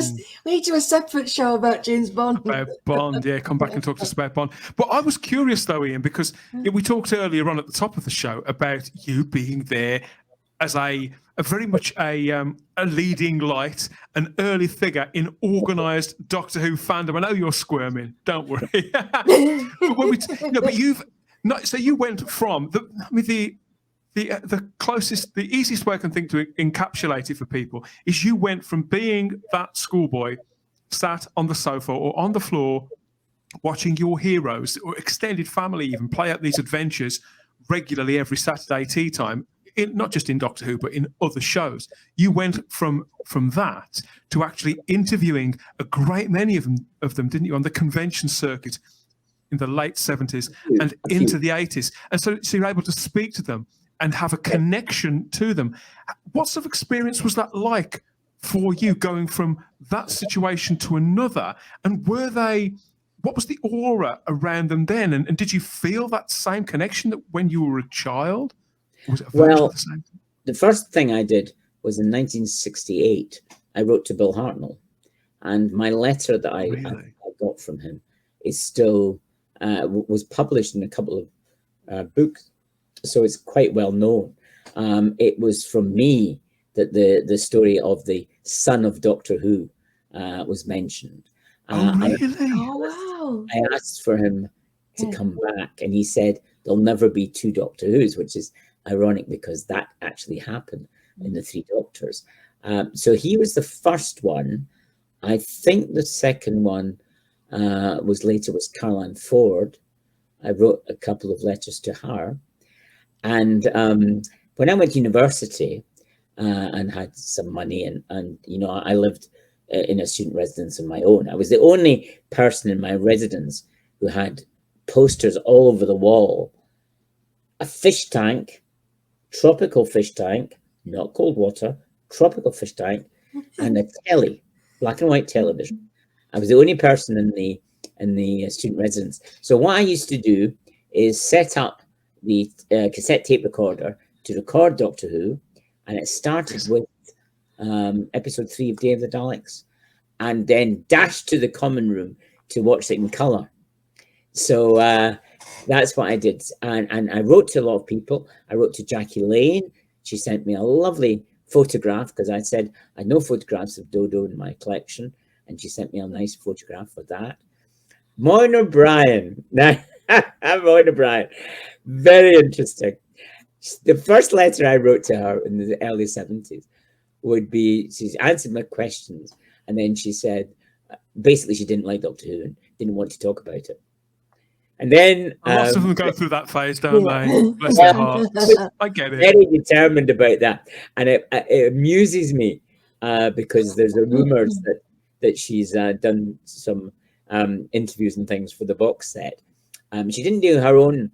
There were real-time films interviewing most people that they didn't interview more, apart from a one for, I think it was a William Hartnell one that she talked about. She did some inserts for it. She's not a full program, but she was determined that she didn't like Doctor Who, and the same way Peter Purvis. I didn't write to Peter, but I've got a fanzine somewhere from years ago where he says he hated Doctor Who. Basically, of course, that's all changed now. It's very much. I wrote a message to him on Facebook saying how much I liked the days when he was in it, and what effect it had, and he was an important part of my growing up, and he appreciated that for a lot of people he was more important a figure than he ever thought he was. Remember, there was a wee 10 minutes program about heroes, TV heroes, and they were talking about Peter Purvis as not as successful as John Noakes, but Peter Purvis was a hero in Doctor Who and Blue Peter. So he had two to his credit. I would argue that Peter Purvis is much more famous than John Noakes, certainly now, and probably has been for a long time. National treasure, Peter Purvis. Love the guy. But yes, and it's fascinating that the views have changed. So when I joined the Doctor Who fan club, this is what you want to know, which is run by Keith Miller. And Keith lived in Edinburgh. And laterally, Keith said to me, there's this guy in Glasgow who wants to take over from me. And he's doing everything he could. And I was Peter Capaldi. Yes. Oh, Peter. So the legends are true then. That's why I knew. Keith had actually published 2 books about the newsletters he produced. They're still available from Lulu. 2 copies, Volume 1 and Volume 2.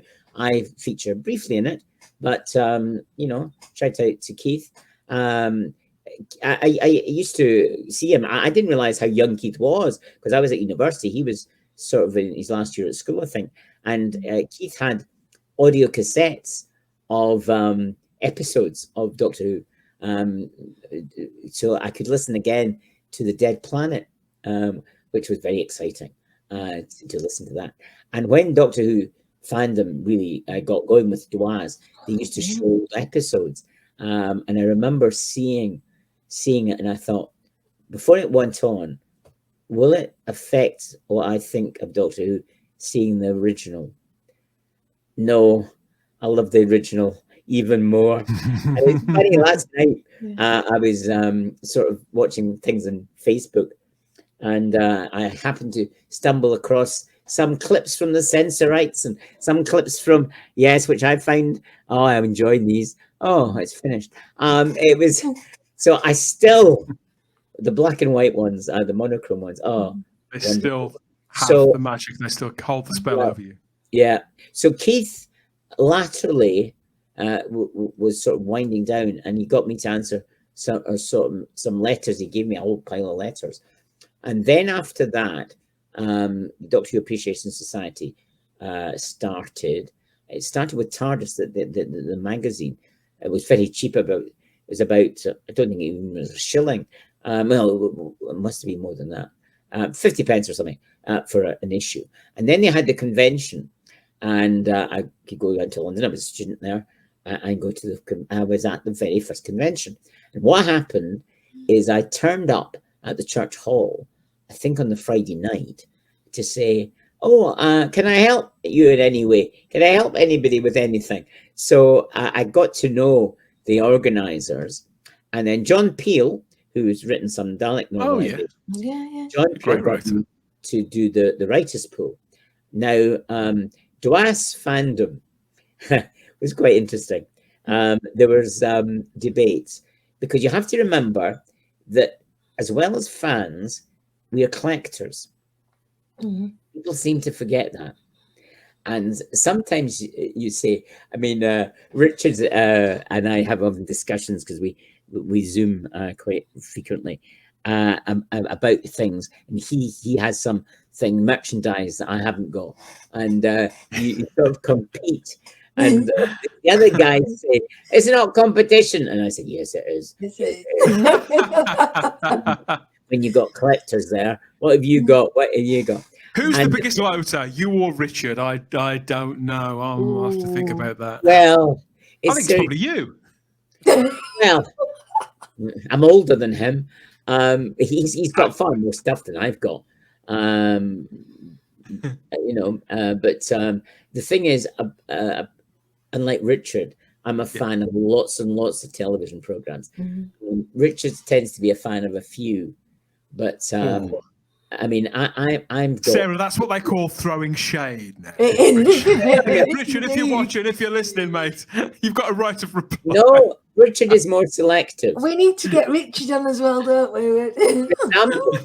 When he was doing season 17, he was going on about it, and I said, until the recent series, that was my least favorite season of Doctor Who, was season 17.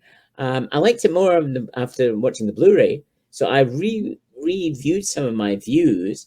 But I can tell you, as regards old television, I've never been disappointed. I know watching Badger's Ben, people think, it's quite creaky. I love it. Old programs, The Hidden Truth that they showed, No Hiding Place. I love them all. They're great. But I can like some modern television as well, as I said. But I was watching one with Martin Compton, Our House, I think it was called. Oh, yeah. And it was quite good. It wasn't as good as a Francis Durbridge serial, but it had bad language in it, which was completely unnecessary. Why did they do that? Why did they spoil it? And it was extended in a way. There was lots of shots of nice scenery and so, but I'm much more interested. Prolong the production rather than focusing on the drama. Yeah. That's the thing. It looks good, but it's not the same.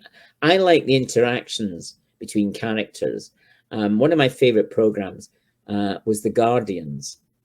Now, The Guardians was the Gwyneth Powell, Missy McCluskey from Grange Hill. It was the first big production she did. And The Guardians was about 1970, I think it was. It starred Cyril Luckham, the White Guardian.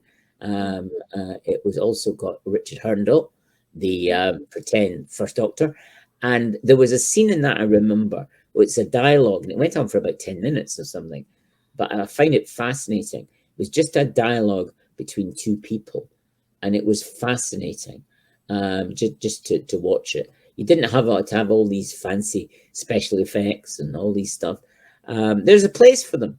I would agree that some programs look fantastic. I was told by a friend of mine that Perry Mason, the new revamped Perry Mason, it looks good. Cost millions. It cost about sort of 80 million or something for 8 episodes. That's obscene to my. It's too much. That's the one of the things. Television has got waste. There is a tremendous waste. There is no guarantee, even back in the 60s, in the 2-channel days, where you could watch everything you wanted to watch, because there were other things, social occasions or sport or something else that you could do. And you would spend your time in that and spend your time reading. Now, so there's all these programs that people might want to watch and might enjoy, but A, they don't know about them, and B, they don't make the time for, or there's too much competition for other things to watch, pulling them in different directions for the their viewing time. We've got more we can potentially watch than ever, but seemingly less time to squeeze it all in, Sarah. Yeah. Well, yeah, and obviously viewing habits has changed as well. I mean, it's very rare now that people do sit around as a family and watch a program every week, which is, I think, is a real shame. I do try and keep that. We have one night a week where I still do that with my children. But yeah, because of, people are working different times and there's other things going off, and you can just catch it up later, which is, as its place. It's nice to have, but I think there's something about just sitting together and experience something as a family. Well, I was, when Doctor Who came back first and then they did Merlin, I thought they were going to do more of that. But you see, I think there's a political reason, because as you know, I'm very interested in politics, not party politics in general. Politics. If you have people, whether it was in the 60s and 70s, lots of people gathered round watching a shared experience. For example, Cathy Came Home was a famous play, and it's from that play, Shelter was born. The Biafran War, which was dreadfully, saw pictures of starving children, had in fact people watched it. If you have a common culture, it bonds people together. If mum's watching one program, dad's watching another program, the son watching another program, the daughter's watching another program, you don't have the cohesion. As I was growing up, everybody knew who Ina Sharples was, whether you watched Coronation Street or not. Everybody knew who David Nixon was, who was a great hero of mine. They had a common culture, and people felt more together, and that's what, sadly, we've lost. Yes, it's good that people have their own interest programs, whether you're interested in gardening. There's a lot of gardening programs. Interested in cooking, there's dozens of cooking programs, and there should be sort of specialists. But it's like in education, some schools had core subjects, the English, maths, RE, PSD, and then options, and that's what I feel that we should have.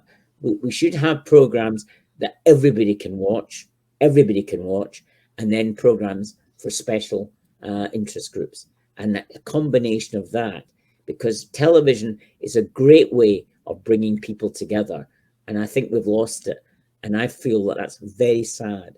And Doctor Who was one of these things that brought people together, and it did when it came back. It brought people together, but then of course there was agendas and sort of things got in the way, didn't they? Somehow it's got lost in the last few years. But bringing this full circle to Doctor Who, we've heard you talk at great length about not just Doctor Who, but about Telefantasy and television in general, and your life watching this stuff and sort of soaking it all in. But I was wondering, as somebody who has kept watching the show, and clearly, Ian, please don't take this the wrong way, your inner child is very much alive and hungry still for more.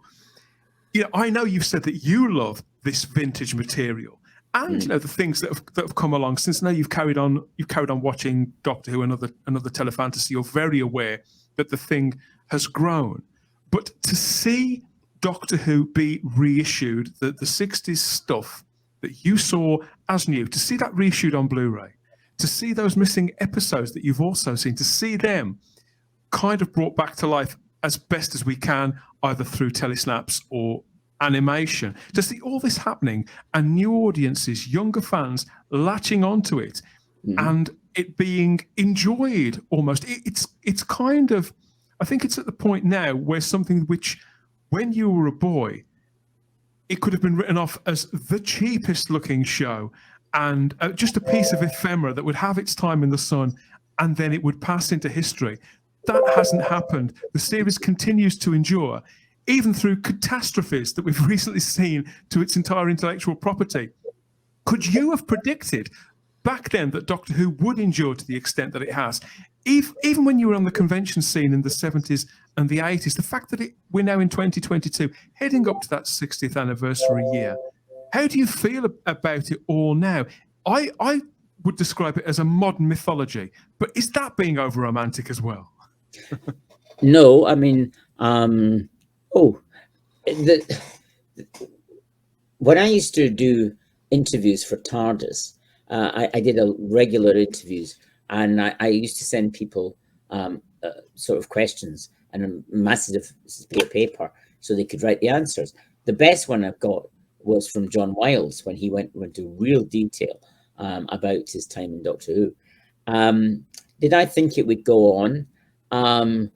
As I said, part of me, and this seems strange, part of me wished it would finish and so I could get my life back, but that wasn't the case. Still waiting. The video recorders came in, and I used them. I mean, when the videos came in was great because you could do all the things you wanted to do when Doctor Who was on, and then come back and hope that it would record it. But you tended to know people who could lend you if it didn't record. So there wasn't the pressure on that. So that was different. But I used to ask the people, why do you think Doctor Who has lasted so long? The BBC, I once read an article where the BBC said it was cheaper making new Doctor Who stories than repeating the old ones. So that's why they kept making them, because it was cheap. The cheaper. There was various times. I mean, when Bill Hartnell, they wanted to get rid of him. Sadly, there was problems there. There were problems. I think they were going to do one John Pertwee season and then try to have something else, but the possibilities weren't there. I mean, there's talk at one time of Quatermass as a replacement, but Nigel Neal hated Doctor Who with a vengeance. He really hated Doctor Who, which was quite interesting. They kept trying to find things to replace it with, didn't they? Whether it was bringing in Star Trek, whether it was bringing in the tripods and sort of pushing Doctor Who aside completely, or when Russell T Davies left, even they considered resting the show, taking it off again then, because they didn't really see, Sarah, that anybody else could take it forward. The complete failure of the imaginations of the people who are sat in boardrooms looking at the schedules and thinking, God, what could we possibly have that could replace Doctor Who? And it's interesting because one of my other favorite programs for a long time, and I've been in the fandom for that from the beginning, was The Prisoner. And The Prisoner was fascinating because only 17 episodes were made. They did a remake series, which I watched. Wasn't very good.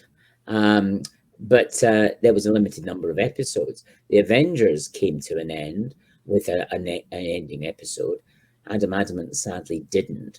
But Peyton Adam Adamant was interesting because I discovered that there were plans for a third season, but there was another program they wanted to make instead of it, so they were dropped. They wanted to remake Adam Adamant about 1996 or 7. I remember talking. I was at a lecture from Michael Jackson, who was the controller at that time, and he was talking about bringing it back, but sadly that didn't happen. Why has Doctor Who lasted and other programs didn't? Well, I think it was a soap. I don't think, though, that there'll be another program like Doctor Who, EastEnders, Coronation Street, Emmerdale, because these have built up a loyalty. People have made sacrifices often to see them, and they'll not be. I mean, apparently Neighbours is being pulled because of the money thing. Will Doctor Who be pulled? It's got, imagine, right from the start, you see, Doctor Who had some things that other shows didn't have. There was 2 Badger's Bend novels. They weren't based on TV series. They were original novels. But it was unusual. Doctor Who had a novelization a year after it had started. Then not long after, they had a film on it. So Doctor Who, and they were talking about a radio series with Peter Cushing. So right from the beginning, Doctor Who had many heads like the Hydra. It wasn't just one. Yeah. And so it was difficult to stop. Now it's interesting because I can't keep up with all the Big Finish CDs. I don't think Big Finish can keep up with all the I Big don't Finish CDs. There are so much Doctor Who. Oh. When I was growing up, you got 25 minutes on a Saturday. You got 3 novelizations throughout the 60s, and you got a comic strip and TV comic, and sort of lots of Daleks. But that was about it.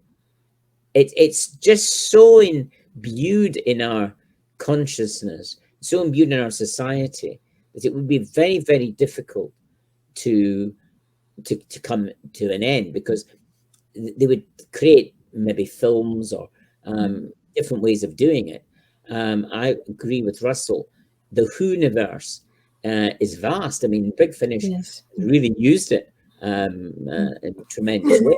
And Russell is completely right. And I think, no, I may be wrong, that we wouldn't have got Jodie if Elizabeth Sladen had lived, because Elizabeth Sladen really played a version of the Doctor in inverted commas. So that had that covered, and there was Torchwood for the adults and the Doctor Who Confidential for people who like documentaries of Doctor Who. So it wouldn't have ended up the way it did.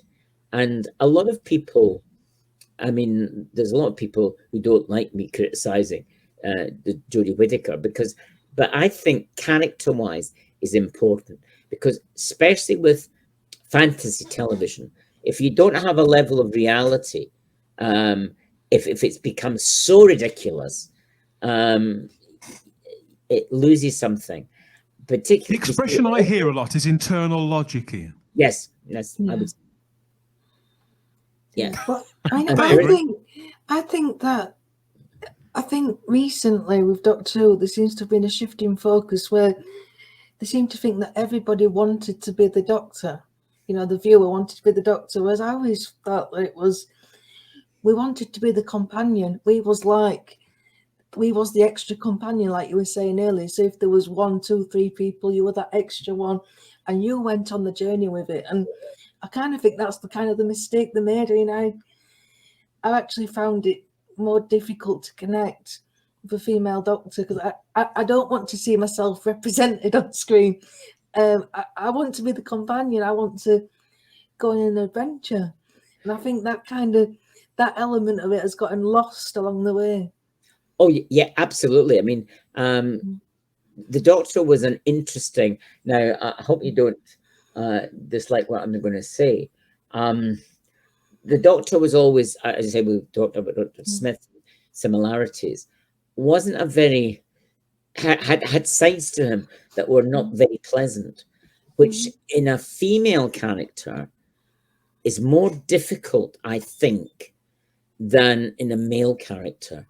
The Doctor would commit acts which, if a female character did, would be more difficult. Maybe I'm wrong, but that's the way I see things. I was delighted that they had Fema, Martha, as a companion. I thought she was. I really liked her. She's one of my favorites of the. Absolutely wonderful. She was my favorite, and I think they could have stopped all this hassle. And I said it a lot online. If they had made nothing wrong with having a female lead companion, nothing wrong with that at all. A female lead in a show, great, but don't make it tied to what a man was. I remember when the 50th anniversary, and they had that scene with all the Doctors lined up that you showed, and I thought, this is a bit ridiculous. There's too many of them. There is too many of them. Where's Bill out his own in his rightful place? But it stretched credulity to an extent. And why do you need all that back baggage and backstory. It would be more interesting to create a different kind of character. And you could have a time traveler who is a different kind of character to the Doctor. Because the Doctor changed. And I must admit, I preferred the Doctor as a multi-character, multifaceted, strange individual who you couldn't understand. That is the important. And of course, strong female characters. Barbara, one of my favorite companions, was a really strong female character, brilliantly played by Jackie Hill. It was a tragedy. I actually got to meet her. She was lovely. Did you really? Oh, lovely. Yeah, I've actually met most of the. I haven't met Bill. I got a letter from him. I think I met William Russell. Definitely met Jackie Hill. I met Caroline Ford a few occasions, and yes, it was lovely to see them and to meet them, but I always fancied myself as being Michael Parkinson or Simon Dean. I could see that. I wasn't in awe of them. You say that. No, they were interesting people, and I enjoy listening to people as well as talking to them or at them. It's interesting. I used to have to do lots of obituaries, and when I did them, I was fascinated by what is this person? Who is this person? What motivates them? And I'm always interested in the person behind the character. And if the person is quite different to the character, it's fascinating. I got a lovely letter from Roger Delgado. You had a letter from Roger Delgado? Yes, I got a letter from Roger Delgado. And he made out, sorry, I can't make out your name. And then he talked to me, wrote to me. And then at the end, his pen had run out of ink. And he put at the end, see, you can't make out my name either. So funny. Yes. Fascinating stuff. I wrote Absolutely to fascinating. who else did I write to? Patrick, of course. And I was very fascinated. I don't think it's in the remake of the when the book was reprinted, but in the original version, my letter to Patrick appeared in the book that his son had written. And I was fascinated by that. I didn't think he would have kept it. Because, as I said, I was an admirer of Patrick as an actor. I mean, he's fantastic. And he went on to do the Feathered Serpent, the Aztec one, which is brilliant as well. Sorry, I keep getting messages from people. Which is, he did a lot of fantastic roles. He was in Paul Temple after he did Doctor Who, and then he was in The Six Wives of Henry VIII. So he was very fortunate he could continue as a jobbing actor. And it was great that you could see him in all these roles. And he didn't always get big roles because he played the pawnbroker in David Copperfield, not in the episode that I watched instead of Lost in Space episode 1, but he was in just a cameo role. But he regularly appeared in Dickens' novels. And that's the thing.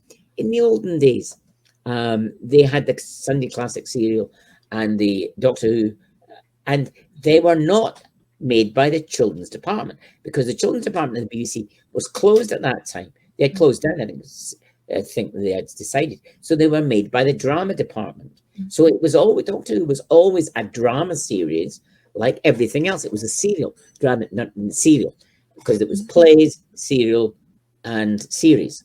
And you know, Ian, the amount of times that I told my classmates and my teachers and my family that in the 80s, when they were telling me that I was obsessed with this children's program, they got fed up of me saying it. We're going to have to get you back on soon, Ian, to tell us more about your life with the Doctor in and out of the TARDIS and about Telefantasy in general. Stay tuned. Stay tuned. I can't thank you enough for coming on the show, for bringing your cherished memories and sharing your thoughts, your wisdom and wit. And as we get closer to that 60th anniversary year, I think this conversation with you has just hammered it home, really.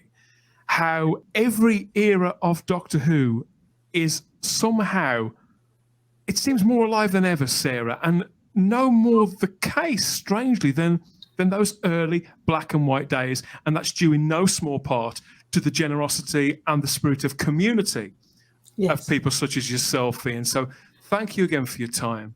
Happy My times pleasure. and places Oh, to it's you. absolutely wonderful. And I take could sit and listen to you all day, you know. So I just love. I wish all my pupils said that to me, but they don't. I feel like we've only just scratched the surface. We have indeed. So stay tuned for more and take care. And thanks again, Dan. Ian. Thanks, Sarah. Ian. Take care. Bye. Thank you for listening. We hope you're enjoying this podcast. We'd like to continue to feed your ears by inviting you to listen to these other great shows on the Fandom Podcast Network. It starts with our flagship show, Culture Clash, discussing the latest in entertainment pop culture. Blooded Kings, Immortals Take Notice, our show covering the entire Highlander universe. Couch Potato Theaters, where we celebrate our favorite movies. Time Warp, the Fandom Flashback podcast discussing a year in movies and our favorite retro movie and TV pop culture topics. Good Evening, discussing all things Alfred Hitchcock. Union Federation, our Star Trek and Orville show. Hair Metal, the 80s and early 90s rock metal podcast. Type 40, our show covering the time-traveling Doctor Who universe with host Dan Hadley. Lethal Mullet, an 80s and 90s action film podcast with host Adam P. O'Brien. Also check out the Lethal Mullet Network for more great podcasts. What a Piece of Junk, a Star Wars podcast with hosts Scott, Derek, and Nathan.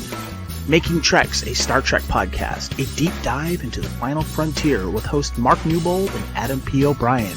And check out our newest shows, The Fandom Show, our monthly Fandom Podcast Network live YouTube exclusive show about the month's hottest topics in fandom, and the FPN True Believers MCU podcast, discussing the Marvel Cinematic Universe and the related Marvel television and streaming MCU universe, including the connections to the original Marvel comics. You can find the Fandom Podcast Network on several platforms. Please subscribe to the Fandom Podcast Network YouTube channel to receive notifications of new podcast episodes and live events. You can enjoy all of the Fandom Podcast Network audio podcasts on our master feed at fpnet.podbean.com. The Fandom Podcast Network is on all major podcast platforms, including Apple Podcast and iTunes. You can find the Fandom Podcast Network on Facebook. You can email us at fandompodcastnetwork@gmail.com. You can also find the Fandom Podcast Network on Instagram at Fandom Podcast Network and on Twitter at FanPod Network. Thank you for listening, and remember, respect others and enjoy your fandom.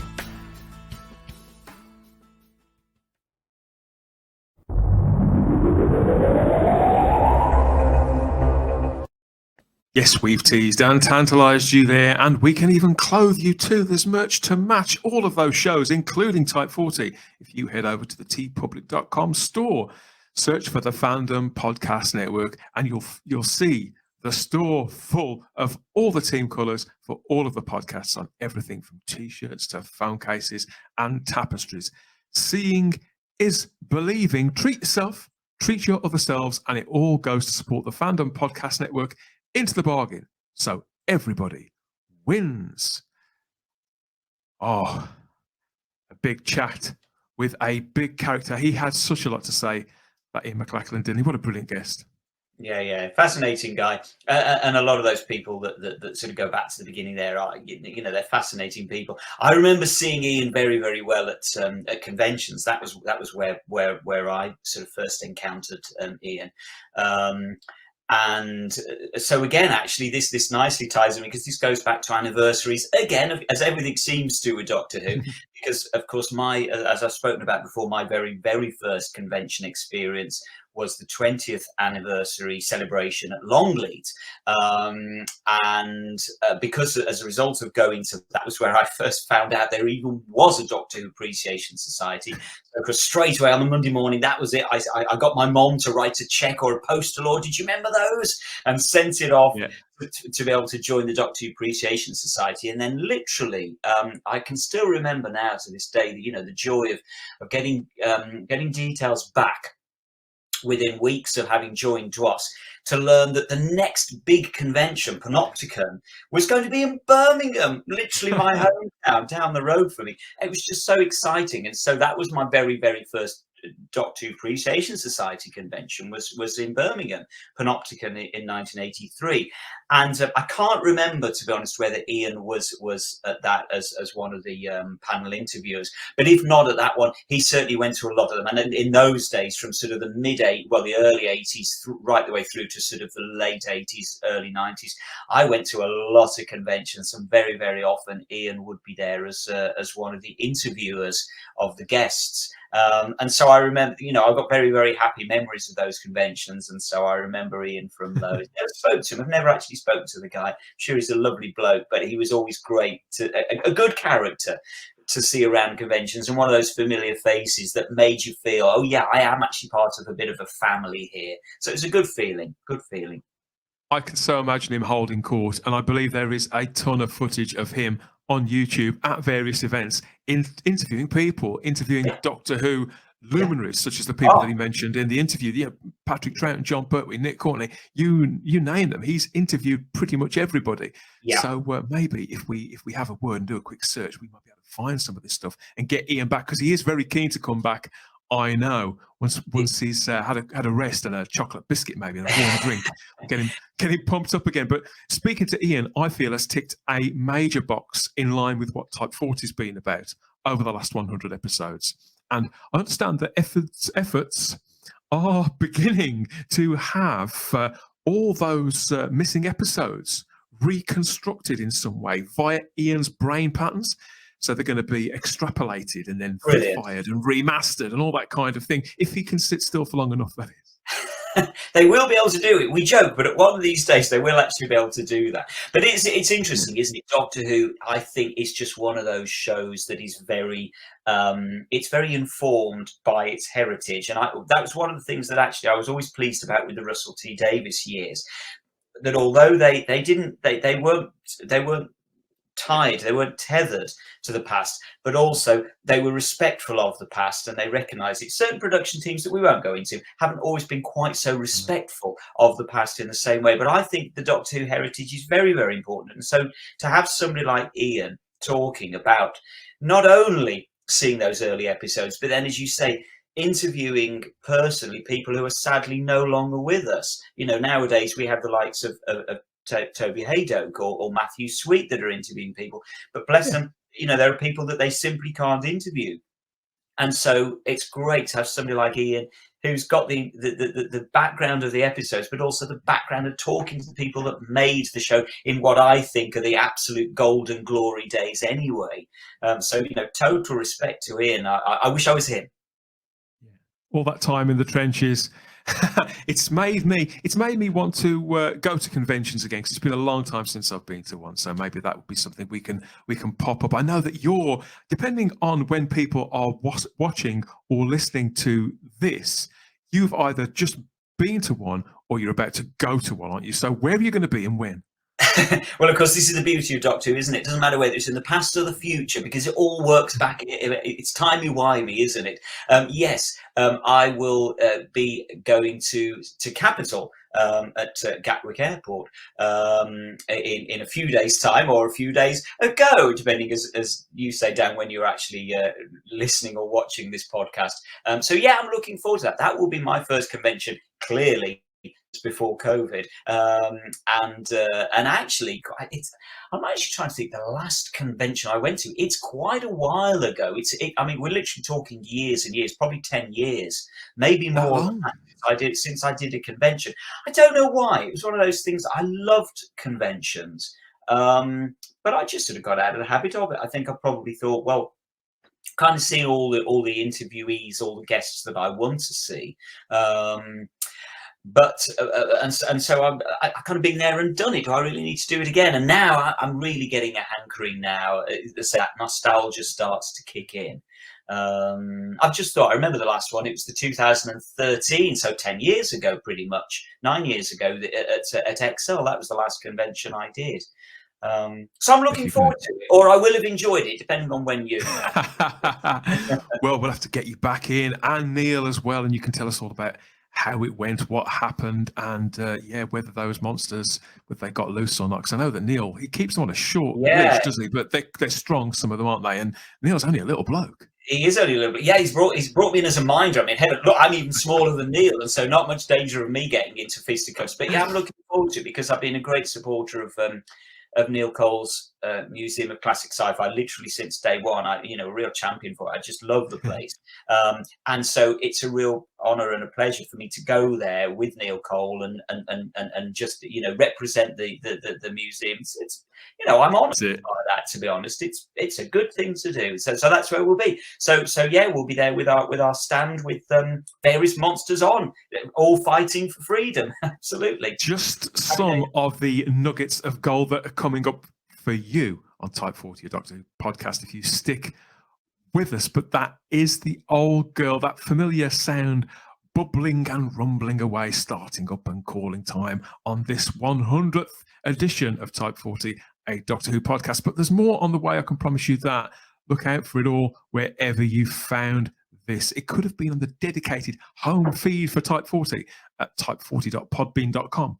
Or maybe we rolled up on the podcatcher of your choice, say Apple Podcasts, Spotify, Stitcher, iHeartRadio, TuneIn, Podbay, Podbean, wherever you'll find us there. We're also on YouTube here on the Spacebook YouTube channel, a feast for the eyes as well as the ears. And we're still on the fabulous Fandom Podcast Network's own master feed, loaded with all those treats for you on the weekly, on the daily, practically. It's all there. It's all kicking off on the feed. And again, thank you to the Fandom Podcast Network.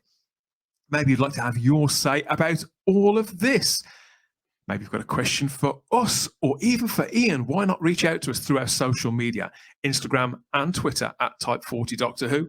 And if you're feeling really brave and fancy some real-time, extra-dimensional chit-chat and celebration of this 100th episode, we'll head over to the Type 40 Facebook group. If you go over to Facebook and just type Type 40 into the search field, you'll find not just the Type 40 Facebook group, but the Type 40 Doctor Who DVD and Blu-ray group too. We've got 2 groups full of generations upon regenerations of fans talking about classic, new, and speculating about the all-new over there.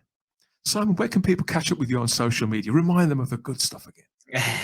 The only place they can find me is on Facebook, and you will find me on Facebook, specifically under the Hoonatics, WHONATICS. Go and have a look at the Hoonatics on Facebook, and you'll find me there as the admin.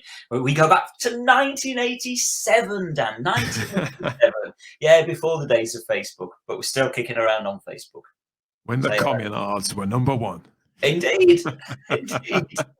And you can find me on Instagram and Twitter as the Spacebook, where I'm wheezing and groaning and tweeting and instaring about all things geeky inside and outside of the TARDIS. Go and find me over there. Go and say hi. We made it, mate. I'm really glad you were able to make this journey with me. It wouldn't have been the same without you. The 100th and of course, it wouldn't have been. No. And it wouldn't have been the same without you. Thanks for listening. We always have the time. If you have the space here at Type 40, take care. Speak soon. Keep listening, keep streaming, keep downloading and watching. Speak to you soon. Bye-bye. Bye-bye.